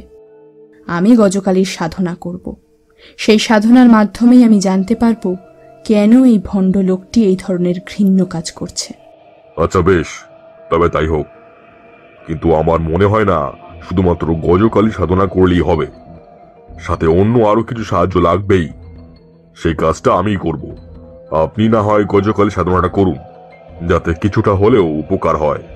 মায়াশঙ্করী তিলকনাথের কথায় সম্মতি প্রদান করেন এবং তিনজনই বেরিয়ে পড়েন সেই গজকালী মন্দিরের উদ্দেশ্যে। এই গ্রামে তারা অপরিচিত এবং নতুন, তাই ওই মন্দিরের অধিকর্তা তাদের এই সাধনা করার অনুমতি দেবেন কিনা তা নিয়ে তাদের তিনজনের মনে কিন্তু বেশ সংশয় রয়েছে। তা সত্ত্বেও তারা মনে সাহস জুগিয়ে এগিয়ে চলেছে সেই মন্দিরের দিকে। বেলা গড়িয়ে সন্ধে আর একটু গাঢ় হতে তারা পৌঁছে যায় সেই মন্দিরের কাছে। মন্দিরের আশেপাশে কাউকে সেভাবে একটা দেখা যাচ্ছে না, যার কাছ থেকে তারা অনুমতি নিতে পারেন। এমনকি মন্দিরের চারিধারটা ঘুটঘুটে অন্ধকার, কোন রকম আলোর চিহ্ন পর্যন্ত নেই। দেখা যাচ্ছে বলতে শুধুমাত্র ওই গজকালী মূর্তি গজ দাঁত দুটো একেবারে চকচক করছে। সেগুলো এতটাই উজ্জ্বল যে অন্ধকারেও সেগুলো একেবারে পরিষ্কার দেখা যাচ্ছে। তিলকনাথ হঠাৎই বলে উঠলেন, এই ধারে কাছে তো কাউকে দেখতে পাচ্ছি না, তার মানে এটাই দাঁড়ায় যে এই মন্দিরটায় সেভাবে কেউ থাকে না এবং কেউ এর অধিকর্তা নেই, তাই হয়তো এখানে কেউ আসে না, আর যে কেউ চাইলে হয়তো পুজো করতে পারে। তাই আমার মতে বলে আপনি সময় নষ্ট না করে কাজে বসে পড়ুন। যদি কেউ বাধা দিতে আসে তাহলে আমি তাকে বুঝিয়ে বলার চেষ্টা করব। তিলকনাথের প্রস্তাবে মায়াশঙ্করী রাজি হয়ে যান এবং সময় নষ্ট না করে মন্দিরের ভেতরে চলে যান। মা গজকালীর সামনে পদ্মাসনে উপবিষ্ট হয়ে ধ্যান করার ভঙ্গিমা শুরু করে গজকালীর বীজ মন্ত্র জপ। মায়াশঙ্করী দেবী যেহেতু উচ্ছিষ্ট গণেশ সাধনায় পারদর্শী, তাই এই গজকালীর সাধনা সম্পর্কেও তার যথেষ্ট জ্ঞান রয়েছে। এই গজকালীর বীজ মন্ত্রটি জপ করলে এক অদ্ভুত উত্তাপ এবং ঊর্জার সৃষ্টি হবে, যা ধীরে ধীরে প্রকাশ্য হয়ে উঠছে মায়াশঙ্করীর সারা শরীর জুড়ে। মায়াশঙ্করীর সারা দেহ জুড়ে এক লাল আভা প্রজ্বলিত হচ্ছে। অপরদিকে হাটতলার বাসিন্দারা সকলে একত্রিত হয়ে হাজির হয়েছে রুদ্রেশ্বর কাপালিকের কাছে। রুদ্রেশ্বর যেহেতু সমস্ত বিষয় সম্পর্কে অবগত, তাই গ্রামবাসীরা তাদের মনের আশঙ্কা দূর করতে রুদ্রেশ্বরের কাছে সেই বিপদ থেকে রক্ষার উপায় জানতে হাজির হয়েছে। সকলের মুখে আশঙ্কার কথা শুনে সেই গ্রামের ত্রাতা রুদ্রেশ্বর কাপালিক বলে ওঠে, আমি সবই জানি, তোমরা কিছু চিন্তা করো না, আমার কোনো রকম সর্বনাশ তারা করতে পারবে না, অত ক্ষমতা ওদের হয়নি, আর তোমাদেরও কোনো রকম ক্ষতি আমি হতে দেব না। তোমরা নিশ্চিন্তে থাকতে পারো। এই গোটা গ্রাম রক্ষা করার দায়িত্ব আমি নিজের কাঁধে নিচ্ছি। তোমরা শুধু এতদিন আমার হয়ে যেভাবে কাজ করেছো সেভাবেই করে যাও, কোনো রকম বাধা আসলে থেমে যেও না। একটা কথা সবসময় মনে রাখবে, প্রিয় মানুষকে চিরতরে হারিয়ে ফেলার পরও তাকে আবার দেখার সুযোগ সব মানুষের হয় না। রুদ্রেশ্বর কাপালিকের মুখ থেকে এই সমস্ত কথাগুলো শুনে গ্রামবাসীরা যেন তাদের মনে আবার বল ফিরে পেল। তাদের মন থেকে এবার আশঙ্কার ছায়া কিছুটা হলেও কেটে গেছে। তাদের সকলের মুখে এক হালকা হাসি ফুটে উঠেছে। তারা রুদ্রেশ্বর কাপালিকের কাছ থেকে এক প্রকার আশ্বস্ত হয়ে যে যার বাড়ি ফিরে যায়। সবাই ফিরে যেতে রুদ্রেশ্বর কাপালিক তার জায়গা ছেড়ে উঠে শ্মশানের এক নির্দিষ্ট কোণে গিয়ে বসেন, যেখানে আগে থেকে একটা ছোট যজ্ঞকুণ্ড বানানো ছিল। রুদ্রেশ্বর সেই যজ্ঞকুণ্ডের কাঠে আগুন ধরিয়ে দেন এবং তার কাঁধে থাকা একটা জীর্ণ ময়লা ঝোলা থেকে একটি বড় মাপের হাড় বের করেন। দেখেই বোঝা যাচ্ছে যে সেটি কোনো প্রাণীর পায়ের হাড়। সেই হাড়টিকে তিনি যজ্ঞকুণ্ডের আগুনের মাঝ বরাবর রাখলেন। হাড়টি আগুনের মধ্যে রাখতে এক অদ্ভুত কাণ্ড ঘটে। হাড়টি যজ্ঞকুণ্ডের মধ্যে রাখলেও হাড়টি নিজে থেকেই যজ্ঞকুণ্ডের আগুনের সর্বোচ্চ শিখার উপর হাওয়ায় ভাসতে থাকে, যা রীতিমতো এক অবাক করা কাণ্ড। রুদ্রেশ্বর কাপালি এবার তার নিজের মাথায় বেঁধে রাখা চুলটা খুলে দেন। চুলটি খুলে দিতে তা মা কালীর কোকড়ানো চুলের ন্যায় এক বিশাল আকার এবং আয়তন জুড়ে ছড়িয়ে পড়ে। এই রূপ দেখলে হয়তো যে কেউই তাকে প্রথমে সাধিকা ভেবে ভুল করে বসবে। তার এই রূপ একজন ভয়ঙ্কর সাধকের নিদর্শন বহন করছে। হয়তো এবারে তিনি কোনো ভয়ানক সাধনায় মগ্ন হবেন, আর এই সাধনা হয়তো তিলকনাথের প্রতিহত করারই প্রচেষ্টা। অপরদিকে মায়াশঙ্করী গজকালীর মন্দিরে বসে এক নাগারে বীজ মন্ত্র জপ করেই চলেছেন। এবারে তিনি থামলেন এবং তার হাত দুটোকে প্রণামের ভঙ্গিতে কপালের কাছে এনে মা গজকালীকে প্রণাম করলেন। প্রণাম সেরে তিনি আসন ছেড়ে উঠে মন্দিরের বাইরে বেরিয়ে এলেন। তাকে বাইরে বেরিয়ে আসতে দেখে তিলকনাথ বলে ওঠেন, বলুন, কি কি জানতে পারলেন? মা গজকালী আপনাকে কি কি জানতে সাহায্য করলেন? আপনার ধারণাটাই ঠিক ছিল। এর আসল নাম রুদ্রেশ্বর নয়। এই নামে সে ছদ্মবেশ ধারণ করে আছে। এর আসল নাম রুদ্রনাথ। এই রুদ্রনাথের পিতা বহু বছর আগে এক ভয়ানক রোগে মারা যান। সে রোগের কোনো কুল কিনারা পাওয়া যায়নি। এই যে এখন যে রোগটা ওই গ্রামে ছড়িয়ে পড়েছে, যার জন্য অনেকে মারাও যাচ্ছে, খানিকটা সেই ধাঁচেরই এই রোগ। এই রোগের কোনো সুরাহাও তখন করা যায়নি। সেই সময় এই রোগের সুরাহা সম্ভবও ছিল না, আর তাই সে তার পিতাকে বাঁচাতেও পারেনি।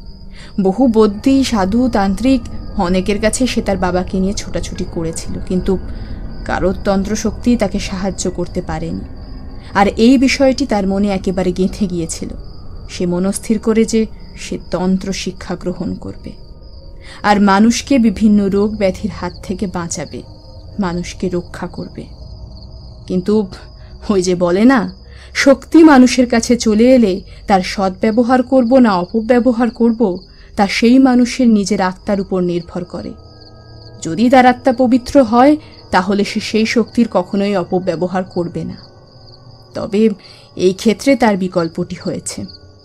এক নামী দিগম্বর সাধকের কাছ থেকে তন্ত্র সাধনা শিখে সে সম্পূর্ণরূপে সিদ্ধি লাভ করে এবং পুনরায় ফিরে আসে এই গ্রামে। তবে নিজের আসল নামে নয়, সে নিজের নাম পরিবর্তন করে রাখে রুদ্রেশ্বর। তার রুদ্রনাথ নামটি সে সম্পূর্ণরূপে ঘুচিয়ে দেয়।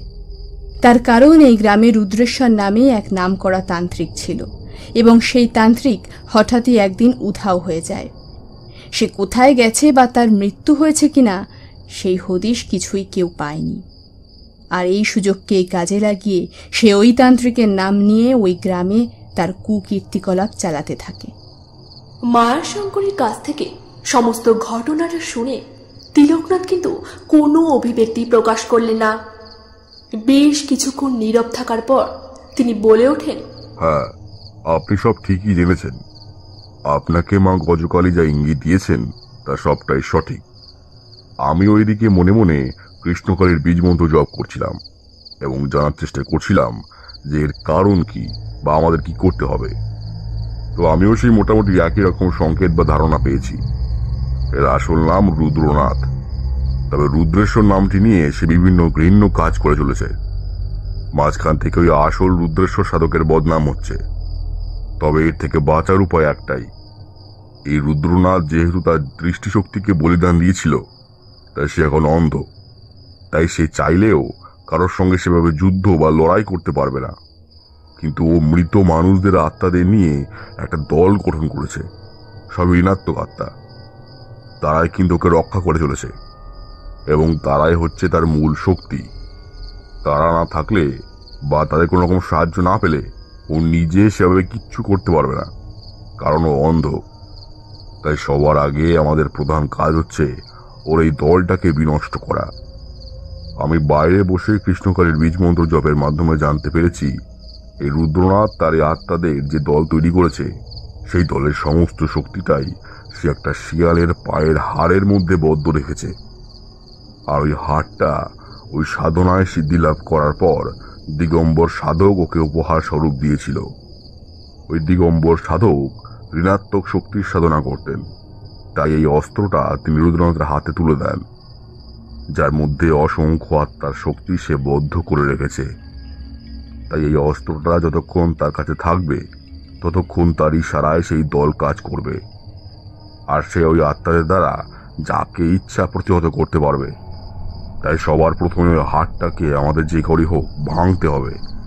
তবে আমি যেটুকু বুঝতে পারলাম, ওই হাড়টাকে ভাঙা কোন ধাতুর অস্ত্রের দ্বারা সম্ভব নয়। সম্ভব, একটা উপায়ই সম্ভব। মহাঙ্কুশ পারবে এর বিনাশ করতে, তবে একা মহাঙ্কুশের পক্ষে সম্ভব নয়। মহাঙ্কুশের উপর এক দেবীর সমস্ত ভর প্রয়োজন, আর সেই দেবী হলেন গজকালী। মা গজকালীকে হোমযজ্ঞের মাধ্যমে সন্তুষ্ট করে গোটা ঘটনার জানান তাকে দিতে হবে। তার পরিবর্তে আমার বিশ্বাস উনি নিশ্চয়ই সাহায্য করবেন এবং তার সমস্ত ভরটাই উনি মহাঙ্কুশের উপর প্রয়োগ করবেন, যার ফলে মহাঙ্কুশটি অত্যন্ত পরিমাণে শক্তিশালী হয়ে উঠবে এবং তার আঘাতেই ওই হাড়টিকে একমাত্র মাঝখান থেকে ভেঙে দুটুকরো করা সম্ভব। আর সেটি একবার ভেঙে গেলেই ওই হাড়ের মধ্যে বদ্ধ থাকা সমস্ত প্রেতাত্মারা, যাদেরও মন্ত্র বলে বন্দি করে নিজের আঙুলের ইশারায় নাচাচ্ছে বা নিজের কার্যসিদ্ধি করছে, তারা সকলে মুক্তি পেয়ে যাবে এবং আধ্যাত্মিক জগতে বিলীন হয়ে যাবে। তাদের আর কোনো রকম অস্তিত্বই খুঁজে পাওয়া যাবে না। আর একই সাথে রুদ্রনাথও শক্তিহীন হয়ে পড়বে এবং তার বিনাশ হবে। আর তার ফলে এই গ্রামটা বাঁচবে এবং রুদ্রনাথের এই ঘৃণ্য কাজেরও সমাপ্তি ঘটবে। এটা ছাড়া আমার কাছে আর কোনো উপায় নেই, তবে কাজটা কিন্তু মোটেও সহজ হবে না। তিলকনাথ এতক্ষণ সমস্ত ঘটনাটাই চুপ করে শুনছিলেন। এবারে তিনি মায়াশঙ্করের কথায় সায় দিয়ে বলে উঠলেন, আপনি একেবারে সঠিক কথা বলেছেন। একমাত্র উপায় এটাই, কারণ তাণ্ডবিকেরও এক্ষেত্রে কিছু করার নেই। তবে মহাঙ্কুশ পারবে। মহাঙ্কুশে মা গজকালী তার সমস্ত ভার প্রয়োগ করলেই সেটি একেবারে উপযুক্ত হয়ে উঠবে, আর তখনই সেই মহাঙ্কুশের আঘাতে ওই হাড়টিকে দুটুকরো করে চূর্ণ করা সম্ভব হবে। তাহলে আর দেরি করে লাভ নেই, আজ রাতেই কিন্তু কাজটা সম্পন্ন করতে হবে, কারণ কোনো রকমে আমরা একজনকে মারণ রোগ থেকে উদ্ধার করে এসেছি। পুনরায় আবার যে কার ভিটেতে এই মারণ রোগের বীজ বপন করবে তা কেই বা বলতে পারে। তাই যত তাড়াতাড়ি সম্ভব অন্য কারোর আবার প্রাণ হারাবার আগে আমাদের এই কাজটা সম্পন্ন করতে হবে। কিন্তু এই কাজটি করার জন্য 3টে দ্রব্য সামগ্রী লাগবেই। এক হচ্ছে এই সাধনায় যজ্ঞকুণ্ডে যে কাঠ লাগবে তা নিম গাছের হবে, আর লাগবে ঘি এবং সুগন্ধি কর্পূর। এগুলো কিন্তু লাগবেই। বেশ, ঠিক আছে। আমি ওই আসার পথে একটা নিম গাছ দেখলাম, সেখান থেকে একটা বড় ডালকে ছোট ছোট করে কেটে নেব এবং তাতেই আমাদের কাজ মিটে যাবে। আর ঘিটা আশেপাশের কোনো দোকান থেকে কিনে নিতে হবে, কিন্তু সুগন্ধি কর্পূর সম্ভবত আমার ঝোলাতেই রয়েছে। বেশ, চলুন এবার যাওয়া যাক। এই বলে তারা সেই মন্দির থেকে বেরিয়ে হাঁটা লাগালেন। পথে যাবার সময় একটি নিম গাছ থেকে কিছু নিম ডাল ভেঙে তিলকনাথ তার ঝোলায় ভরে নিলেন এবং একটি ছোট মুদির দোকান থেকে একটি ঘিয়ের শিশি কিনে আবারও সেই মন্দিরের পথে হাঁটা লাগালেন। মা গজকালীর মন্দিরে পৌঁছে তিলকনাথ সে নিম ডালগুলিকে ছোট ছোট টুকরো করতে লাগলেন এবং অপরদিকে ধনা যজ্ঞকুণ্ড তৈরির কাজে লেগে পড়ল। যজ্ঞকুণ্ড তৈরি হতে মায়াশঙ্করী সেই যজ্ঞকুণ্ডের কাঠে আগুন ধরিয়ে তার সামনে বসে পড়লেন। এবারে সেই আগুনের মধ্যে তিনি খানিকটা ঘি ঢেলে দিলেন, ফলে সেই যজ্ঞকুণ্ডের আগুনের শিখা যেন আরো তীব্র হয়ে উঠল। এবারে মায়াশঙ্করী সেই লেলিহান আগুনের শিখার মধ্যে একটি সুগন্ধি কর্পূর ফেলে দিলেন এবং আরো দুটি সুগন্ধি কর্পূরে আগুন জ্বালিয়ে তার 2 হাতের তালুতে নিলেন এবং চোখ বন্ধ করে মন্ত্র জপ শুরু করলেন। এই সুগন্ধি কর্পূর কিন্তু সাধারণ কর্পূরের তুলনায় প্রায় 4 গুণ বড়, তাই সেই কর্পূর পুরোপুরি শেষ হতে বেশ অনেকখানি সময় লাগবে। এ থেকেই আন্দাজ করা যাচ্ছে যে মায়াশঙ্করীর সাধনা এখন প্রায় অনেকক্ষণ ধরেই চলবে। এদিকে তিলকনাথ কিন্তু বসে নেই, তিনি মন্দিরের বাইরের চাতালটাতে ঠিক একই রকম একটি যজ্ঞকুণ্ড তৈরি করেছেন, যার মধ্যে তিনি যজ্ঞের কাঠ হিসাবে সেই নিম কাঠেরই ব্যবহার করেছেন। এবারে তিলকনাথ তার ঝোলা থেকে বের করলেন 3টি বন চারাল গাছের শিকড়। এবারে সেই শিকড় 3টিকে তিনি এক এক করে যজ্ঞকুণ্ডের আগুনের উপর ধরে বিড়বিড় করে মন্ত্র জপের মাধ্যমে সেগুলিকে শুদ্ধ করে নিলেন। এই কাজ সম্পন্ন হতে তিনি সেগুলি দিয়ে এক প্রকার তাবিজ তৈরি করলেন। সেই তাবিজের একটি তিনি নিজের হাতের বাহুতে বেঁধে নিলেন এবং একটি মায়াশঙ্করীর সাধনা শেষে তাকে পড়াবার জন্য সযত্নে সরিয়ে রাখলেন এবং অপর আরেকটি ধনার হাতে বেঁধে দিলেন। সেটি দেখে ধনা বেশ কৌতূহল সহকারে জিজ্ঞাসা করে, আচ্ছা, এটা কি আর আমাকে কিসের জন্য পড়াচ্ছেন? এই যার বিরুদ্ধে আমরা লড়াই করছি, মানে এই রুদ্রনাথ, ওর এমন শক্তি আছে যে ও চাইলেই কোনো মানুষের দেহ থেকে তার আত্মাকে বের করে নিতে পারবে এবং নিজের কবজায় করে নিতে পারবে। তাই আমাদের উপরেও সে প্রথমে ওই শক্তি প্রয়োগ করার চেষ্টা করবে। আমাদের দেহকে যাতে সে স্পর্শ অবধি করতে না পারে তার জন্য এই রক্ষা কবচ পরিয়ে দিলাম। এটা মূলত মন্ত্রপুত শুদ্ধ বন চারাল গাছের শিকড়। এটা যদি কেউ তার শরীরে ধারণ করে তবে তার উপর বজ্রপাত অবধি হয় না, কোনো বিপদই তাকে সেভাবে ছুঁতে পর্যন্ত পারে না, এতটাই ক্ষমতাশালী এই কবচ। এমনকি ওই রুদ্রনাথের তৈরি ওই প্রেতাত্মাদের দলটা, তারাও আমাদের কোনো রকম ক্ষতি করতে পারবে না। আর ওই রুদ্রনাথ যদি তার ওই প্রেতাত্মাদের দলকে ওই গ্রামে আমরা ঢুকছি কিনা তা নজর রাখার জন্য মোতায়েন করে, তাতেও কিচ্ছু যায় আসে না।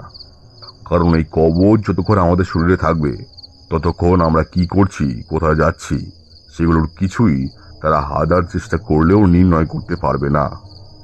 এবার মায়াশঙ্কর দেবীর সাধনা শেষ হলে ওনাকে এটা পরিয়ে দিতে পারলে আমি নিশ্চিন্ত। ধনা তিলকনাথের কথাগুলো একেবারে মনোযোগ সহকারে শুনছিল। তিলকনাথের কথা শেষ হতে তারা দুজনেই মায়াশঙ্করের সাধনা শেষ হবার অপেক্ষা করতে থাকে।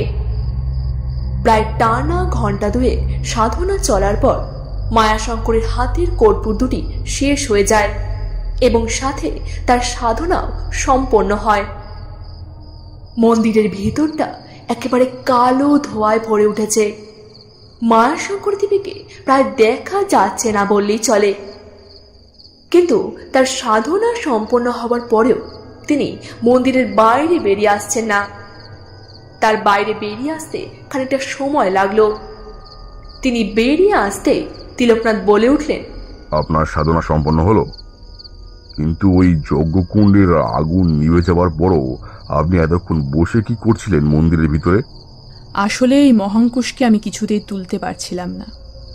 মন্ত্র বলে মহাঙ্কুশকে আনোয়ানের পর মা সাধনায় সন্তুষ্ট হয়ে তাতে ভর করেছিলেন, কিন্তু তার ওজন এতটাই বেশি হয়ে গিয়েছিল যে আমি কিছুতেই তা তুলতে পারছিলাম না। তাই আমি তখন বাধ্য হয়ে মায়ের কাছে প্রার্থনা করলাম যাতে এখন সেই মহাঙ্কুশকে ভারশূন্য করে দেন, এবং যখন আসল শত্রুনাশের সময় আসবে, মানে ওই শিয়ালের হাটটিতে যখন আমি মহাঙ্কুশের কোপটি মারব, তখন সেই মুহূর্তে উনি যেন ওনার সমস্ত ভরটা আবার পুনরায় সেই মহাঙ্কুশের উপর প্রদান করেন। তাই মা আমার প্রার্থনা শুনে মহাঙ্কুশকে ভারশূন্য করে দেন এবং আমি আবার মন্ত্র বলে মহাঙ্কুশকে বিলীন করে দিলাম। যখন আমার আসল মুহূর্তে দরকার হবে তখন আমি আবার মন্ত্র বলে মহাঙ্কুশকে আনয়ন করব। আর আপনার তাণ্ডবিককেও কিন্তু আপনাকে আনয়ন করতে হবে, সেটারও অনেক কাজ আছে। বেশ, তা না হয় আনবো, এটা নিয়ে ভাবতে হবে না। আচ্ছা, এটা হাতে বেঁধে নিন। এটা হলো বনচাল গাছের শিকড় দিয়ে তৈরি করা একটা কবচ। এর গুণ সম্বন্ধে আপনাকে আমার নতুন করে বলার কিছু নেই, কারণ সবটাই আপনি জানেন। নিন, এটা পরে নিন হাতে, তারপর আমরা রওনা দেবো। মায়াশঙ্করী তিলকনাথের দেওয়া সেই রক্ষা কবচটি বাম হাতের বাহুতে বেঁধে নিলেন এবং তিনজনেই ধীর গতিতে হাঁটতে লাগলেন হাটতলার উদ্দেশ্যে, যেখানে রয়েছে সমস্ত ঘৃণ্য কাজের সাথে লিপ্ত থাকা সেই রুদ্রনাথ। কিন্তু হঠাৎই ধনা বলে ওঠে, আচ্ছা বলছি, আমরা এখন হাটতলার কোথায় যাচ্ছি? মানে আমাদের মূল গন্তব্যস্থল কোনটা? দেখো, যেহেতু আমাদের শরীরে এখন এই রক্ষা কবচ রয়েছে, তাই রুদ্রনাথ বা তার ওই দল তারা কেউই বুঝতে পারবে না যে আমরা ঠিক কোথায় যাচ্ছি।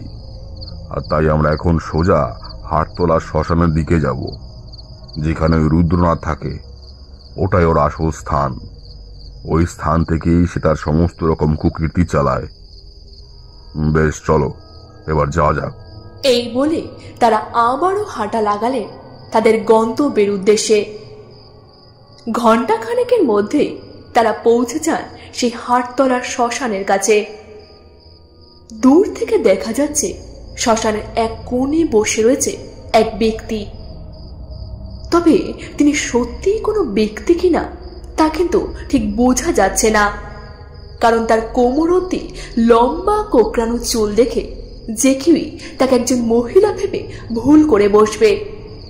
আর তার সামনেই রয়েছে একটি যজ্ঞকুণ্ড, যেখানে হয়তো একটু আগেও আগুন জ্বলছিল, কারণ এখনো সেই যজ্ঞকুণ্ড থেকে ক্রমাগত ধোঁয়া বের হচ্ছে। আর সেই ধোঁয়ার ফলে শ্মশানের চারিদিকের পরিবেশটা যেন আরো ছমছম করছে। তিলকনাথ ধীর পায়ে সেই লোকটির দিকে এগিয়ে যেতে লাগলো।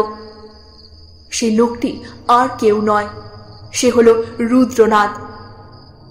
রুদ্রনাথের কাছে পৌঁছতে যখন তিলকনাথের আর হাত পাঁচের দূরত্ব বাকি, তখন হঠাৎ করে রুদ্রনাথ বলে ওঠে, আরে আসুন আসুন তিলকনাথ বাবু, মায়াশঙ্করী দেবী আর ধনা, আসুন আসুন, নিন বসুন। আপনারা নিশ্চয়ই ভাবছেন যে আমি কি করে আপনাদের অবস্থান আন্দাজ করতে পারলাম, তাই তো? এমনিতে তো আমি অন্ধ, চোখে দেখতে পাই না। তার মধ্যে আমার নিয়োগ করা প্রেতাত্মারাও আপনাদের অবস্থান নির্ণয় করতে অক্ষম। তারপরেও আমি কি করে বুঝে গেলাম যে আপনারা এখানে এসেছেন, এটাই ভাবছেন তো? আরে বাবা, তন্ত্র সাধনায় সিদ্ধি লাভ করেছি, তার কিছু তো প্রভাব পাবো নাকি? আরে বাবা, নাই থাকতে পারে আমার চোখ, তাতে কি হয়েছে? আমি কি তা বলে কিছুই বুঝতে পারবো না ভাবছেন? আপনি কি চান? কেন এরকম ঘৃণ্য কাজ করছেন আপনি? এসব করার কিন্তু কোনো মানে হয় না। এর পিছনে আপনার আসল উদ্দেশ্যটা কি? এই গোটা দুনিয়াটাই একটা ব্যবসা, ব্যবসা ছাড়া কোথাও কিচ্ছু নেই। আসলে আমার বাবা এই হাটতলার একজন নামকরা বালির মাফিয়া। এই গ্রামের মানুষদের উনি খুব ভালোবাসতেন। শীত, গ্রীষ্ম, বর্ষা বা যে কোনো পরিস্থিতিতেই গ্রামের মানুষের আপদে বিপদে তিনি নির্দ্বিধায় ঝাঁপিয়ে পড়তেন। এমনকি অনেককে উনি আর্থিকভাবে সাহায্যও করতেন। কিন্তু হঠাৎ করেই শিল্লাঘাটের বালির মাফিয়াদের সাথে ওনার একদিন বচসা বেঁধে যায়। এমনকি সেই বচসা হাতাহাতি অবধি পৌঁছে যায়। আমার বাবা কোনো রকমে একটু ব্যাপারটাকে সামলে এই গ্রামে আসেন এবং নিজের বাড়িতে না গিয়ে উনি এই গ্রামের একজনের বাড়িতে আশ্রয় নেন, যাতে তিনি ধরা না পড়েন এবং অন্তত যেন প্রাণে বেঁচে যান। কিন্তু শিল্লাঘাটের মাফিয়ারা তাড়া করতে করতে এই গ্রামে এসে উপস্থিত হয় এবং আমার বাবার সম্পর্কে গ্রামের লোকের কাছে জিজ্ঞাসাবাদ শুরু করে। এমনকি যে বলতে পারবে আমার বাবা কোথায় আছে তাকে বেশ মোটা অঙ্কের টাকা দিয়ে তারা পুরস্কৃতও করবেন। আর সেই লোভেই গ্রামবাসীরা বাবার করা সমস্ত উপকার ভুলে গিয়ে অকৃতজ্ঞের মতো জানিয়ে দেয় যে আমার বাবা ঠিক কোথায় রয়েছেন। তাদের কথা মতোই তারা আমার বাবাকে খুঁজে বের করে আর গোটা গ্রামের সামনে বেধড়ক মারধর করতে থাকে। সেই মারের ফলে আমার বাবার সারা শরীর রক্তাক্ত হয়ে ওঠে। কিন্তু এত কিছুর পরেও গ্রামের বিশ্বাস করুন, একটা মানুষও কিন্তু প্রতিবাদ জানায়নি। যে যার মতো টাকা লুটে নিয়ে নিজের ঘরের দরজা আটকে দেয়। আর ওই শয়তানগুলো আমার বাবাকে মারতেই থাকে। আর এক সময় আমার বাবার বুক বরাবর এক ধারালো অস্ত্র ঢুকিয়ে দেয়। আমি তখন অনেক ছোট, তাই আমি বাবাকে বাঁচাতে যেতে চাইলে মা আমাকে যেতে দেয়নি। আমার নিজের চোখের সামনে ওরা আমার বাবাকে মেরে ফেলে আর আমার বাবার দেহটাকে ওখানেই ফেলে চলে যায়। আর যাওয়ার সময় ঘোষণা করে যে যারা মৃতদেহটাকে শিল্লাঘাটের বালির খাদে ফেলে দিয়ে আসবে তাদের তারা আবার অর্থ দিয়ে পুরস্কৃত করবে। আর তখন গ্রামের মানুষরা এতটাই লোভী হয়ে পড়েছিল যে তারা সেই মুহূর্তেই ওই লোকগুলি চলে যেতেই বাইরে বেরিয়ে নিজেদের মধ্যে মারামারি করতে শুরু করে যে কে আমার বাবার দেহটাকে নিয়ে সেই বালির খাদে ফেলে দিয়ে আসবে। আমার বাবার বিপদের সময় কেউ সামনে আসেনি, কিন্তু এইভাবে অর্থের লোভে সবাই আমার বাবার দেহটা নিয়ে টানাটানি করছিল। আর সেই দিন থেকেই আমি প্রতিজ্ঞা করি যে এই গ্রামটাকে আমি একেবারে ধ্বংস করে দেব। এই ঘটনার কিছু বছর পরে আমার মায়েরও মৃত্যু হয়। তখন আমি সম্পূর্ণরূপে একা হয়ে পড়ি। এই গ্রাম ছেড়ে তাই আমি করকোনা গ্রামে চলে যাই। আর সেখানেই এক দিগম্বর সাধকের আশ্রয় পাই আমি। তিনি ছিলেন এক মহা সাধক। তার সাধনার ক্ষমতা একজন দেবতার থেকে কোনো অংশে কম নয়। তিনি আমাকে সমস্ত রকম কালো জাদু থেকে শুরু করে তন্ত্র মন্ত্র শিক্ষা সমস্ত কিছুতে একেবারে পারদর্শী করে তোলেন এবং তার শিক্ষাতেই আমি ধীরে ধীরে হয়ে উঠি একজন তান্ত্রিক। যখন আমার এই গুরুর কাছে আমার তন্ত্র শিক্ষা শেষ হয় তখনই আমি জানতে পারি এই হাটতলা গ্রামে একজন নামকরা তান্ত্রিক ছিলেন, যার নাম ছিল রুদ্রেশ্বর। তিনি কিছু বছর আগেই দেহ রেখেছেন। আমি আমার নাম মুছে তার রুদ্রেশ্বর নামটা নিয়ে এই হাটতলায় ফিরে আসি, এই গ্রামের মানুষদের পরিত্রাতা রূপে। তবে এর পেছনে আমার উদ্দেশ্য ছিল অন্য। এক ভয়ানক মারণ রোগের সৃষ্টি করে এই গ্রামের প্রত্যেকটা পরিবারের থেকে একজন করে সদস্যের জীবন আমি কেড়ে নেব। যে রোগের কোন রকম উপশম অন্তত তন্ত্র জগতে নেই। এই কাজের জন্য এক ভয়ানক তন্ত্রবিদ্যা করতে গিয়ে আমাকে আমার দুটো চোখ পর্যন্ত বলিদান দিতে হয়েছিল। এই উৎসর্গের ফলেই আমি এই মারণ রোগ সৃষ্টি করার শক্তি লাভ করেছি। এই গ্রামের প্রত্যেকটা পরিবার থেকে কিছু সদস্যের প্রাণ আমি কেড়ে নেওয়ার পর এই চক্র বন্ধ করে দেব। গ্রামের প্রতিটা পরিবার যাতে প্রিয় মানুষ হারাবার যন্ত্রণা অনুভব করতে পারে, সেটাই আমার একমাত্র উদ্দেশ্য। আর এর মাধ্যমে আমি বেশ মোটা অংশের অর্থ লাভ করি। সেই অর্থ যেই অর্থের লোভে তারা আমার বাবাকে সাহায্য করতে অস্বীকার করেছিল। আমার উদ্দেশ্য সম্পূর্ণ হলে তবেই আমি এই চক্র বন্ধ করব। আমার বাবার মৃত্যুর প্রতিশোধ নেবার জন্যই আমার এই পথে চলা। কথাগুলো শুনতে শুনতে তিলকনাথ একটা জিনিস উপলব্ধি করতে থাকে। ধনা এবং মায়াশঙ্করীও কেমন যেন এক অস্বস্তি অনুভব করছেন, কিন্তু তিলকনাথ ব্যাপারটা বুঝে যান, কারণ তার হাতে পরিহিত বালাটি অত্যন্ত ভয়ানকভাবে উত্তপ্ত হয়ে উঠেছে। তিনি সঠিক ব্যাপারটা না বুঝতে পারলেও কিছু একটা কারণ উপলব্ধি করতে পেরে তৎক্ষণাৎ মায়াশঙ্করীয় ধনাকে এক ধাক্কায় পাশে সরিয়ে দিয়ে নিজেও অন্য দিকে সরে যান। তিলকনাথ পিছন ফিরতেই দেখতে পান রুদ্রনাথ হাতে এক বিশাল বড় তলোয়ার নিয়ে তার পিঠ বরাবর গেঁথে দিতে যাচ্ছিল, কিন্তু তিনি পাশে সরে যাওয়ায় রুদ্রনাথ নিশানাচ্যুত হয়। তিলকনাথ তড়িঘড়ি মাটি থেকে উঠে এক মন্ত্র বলে তাণ্ডবীকে তার হাতে নিয়ে চলে আসেন এবং তাণ্ডবীর দ্বারা এক বিদ্যুতের ঝলক সৃষ্টি করে তা দিয়ে সেই তরোয়ালটি রুদ্রনাথের হাত থেকে মাটিতে ফেলে দেয়। সেই বিদ্যুতের স্ফুলিঙ্গের আঘাতে রুদ্রনাথের হাতে থাকা সেই তরোয়ালটি দূরে ছিটকে পড়ে যায়। আর ঠিক এই সুযোগে তিলকনাথ রুদ্রনাথের হাত বরাবর তাণ্ডবিক সমেত মাটিতে গেঁথে দেন। তিলকনাথের এই পদক্ষেপটি অত্যন্ত নৃশংস হলেও এটির কিন্তু প্রয়োজন ছিল, নচেত তিলকনাথের মৃত্যু একেবারে নিশ্চিত ছিল।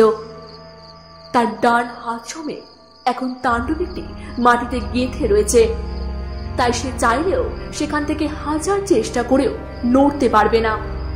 তিলকনাথ তাকে এক প্রকার আটকে রেখেছেন, কিন্তু রুদ্রনাথকে রক্ষার্থে তার সেই তৈরি প্রেতাত্মাদের বাহিনী তিলকনাথের উপর আক্রমণ করতে যায়। কিন্তু তখনই মায়াশঙ্করী মন্ত্র বলে তার হাতে নিয়ে চলে আসেন মহাঙ্কুশ, এবং সেটিকে তিনি লাঠিয়ালদের মতো এক বিশেষ কৌশলে ঘোরাতে শুরু করেন, যার ফলে মহাঙ্কুশ থেকে লাল বর্ণের বৈদ্যুতিক আভার সৃষ্টি হয়ে তার প্রতিটি প্রেতাত্মার উপর গিয়ে পড়ে। আর সেই লাল আভা প্রেতাত্মাদের উপর গিয়ে পড়তে তারা দূরে ছিটকে পড়ে যেতে থাকে। হাজার চেষ্টা করেও তারা তিলকনাথের উপর আক্রমণ করা তো দূরের কথা, তাদের কাছে অব্দি ঘেঁষতে পারছে না। মায়াশঙ্করী সেই একইভাবে সেই প্রেতাত্মাদের বারংবার প্রতিহত করতে করতেই এগিয়ে চলেছে রুদ্রনাথের বানানো সেই যজ্ঞকুণ্ডের দিকে। সেই যজ্ঞকুণ্ডের উপরেই ভাসছে ওই হাড়টি। এদিকে রুদ্রনাথ ওই জখম অবস্থাতে মাটিতে পড়ে কাতরাচ্ছে, আর তার ডান হাত থেকে অঝরে রক্তপাত হয়ে চলেছে। তাও কিন্তু তিলকনাথ তাকে মুক্তি দেননি। কিন্তু রুদ্রনাথ কোনো রকমে কষ্ট করে তার অপর হাত দিয়ে তাণ্ডবিকটিকে টেনে বের করে নেয়। তার ডান হাতটি তাণ্ডবিকের আঘাতে এফোর ওপর হয়ে গেছে বটে, কিন্তু তার বাম হাত দিয়ে সে তাণ্ডবিকটিকে তুলে নেয় এবং সজোরে নিক্ষেপ করে মায়াশঙ্করীর দিকে। তিলকনাথ ব্যাপারটা লক্ষ্য করতে একেবারে চমকে ওঠেন। সে কিভাবে তাণ্ডবিকটাকে নিজের বশে এনে তা নিয়ে আক্রমণ করতে পারল, তা নিয়ে সে অবাক হয়ে যান। তবুও তিনি কোনো রকমে মায়াশঙ্করীকে বাঁচাতে দ্রুত গতিতে ছুটে যান সেই তাণ্ডবিকের দিকে এবং নিজের দেহে সমস্ত শক্তি প্রয়োগ করে সেই তাণ্ডবিকের শক্তি রোধ করার চেষ্টা করতে থাকেন। মায়াশঙ্করী কিন্তু এইসবে কোনো ভ্রুক্ষেপ নেই। তিনি প্রেতাত্মাদের প্রতিহত করতে করতে নিজের সমস্ত শক্তি বলে এবং অবশ্যই বীজ মন্ত্র জপের মাধ্যমে মা গজকারের সমস্ত ভর মহাঙ্কুশে আনয়ন করেন, যার ফলে মহাঙ্কুশটি অত্যন্ত ভারী হয়ে পড়ে। তাও মায়াশঙ্করী কোনো রকমে সেটাকে খানিকটা তুলে তা দিয়ে যজ্ঞকুণ্ডের উপর ভাসতে থাকা সেই হাড়ের মাঝ বরাবর এক সজোরে আঘাত করে। সেই হাড়ের উপর মহাঙ্কুশের আঘাতের ফলে এক তীব্র বিদ্যুতের ঝলকের সৃষ্টি হয়, যার ফলে সকলের চোখ একবারে ধাঁধিয়ে যায়। কিন্তু এরই মধ্যে হঠাৎ করে একটা চিৎকার ভেসে আসে। তিলকনাথ তাকিয়ে দেখে রুদ্রনাথের সারা শরীর থেকে কেমন যেন কালো ধোঁয়া বেরোচ্ছে এবং ধীরে ধীরে তার শরীরটা ভস্মে পরিণত হচ্ছে। অন্যদিকে এতক্ষণ ধরে চারপাশে ঘুরতে থাকা সেসব প্রেতাত্মারাও কেমন যেন বাতাসে মিলিয়ে যাচ্ছে। তিলকনাথ বুঝতে পারলেন যে মায়াশঙ্করীর দ্বারা রুদ্রনাথের বিনাশ সম্পন্ন হয়েছে, কিন্তু তাণ্ডবিকটিকে এতক্ষণ ধরে আটকে রাখার ফলে তিলকনাথের হাতে কিছুটা আঘাত লেগেছে এবং সেখান থেকে খানিক রক্তপাত হচ্ছে। কিন্তু একটা জিনিস ভেবে তিলকনাথ খুব অবাক হলেন, কারণ সেই তাণ্ডবে যে কেউ চাইলে তুলতে পারবে না বা তাদের কাউকে হত্যাও করতে পারবে না। তার জন্য তাকে কাল ভৈরব সাধনায় সিদ্ধ হতে হবে। তিলকনাথ বুঝতে পারলেন যে তার মানে ওই রুদ্রনাথও কাল ভৈরব সাধনাতে সিদ্ধি লাভ করেছিল, যার ফলে এই অসাধ্য সাধন তার পক্ষে সম্ভব হয়েছে। যাই হোক, তিলকনাথ এই যাত্রায় মায়াশঙ্করীকে বাঁচিয়ে নিয়েছেন এবং মায়াশঙ্করী কিন্তু সকলকে বাঁচিয়েছেন।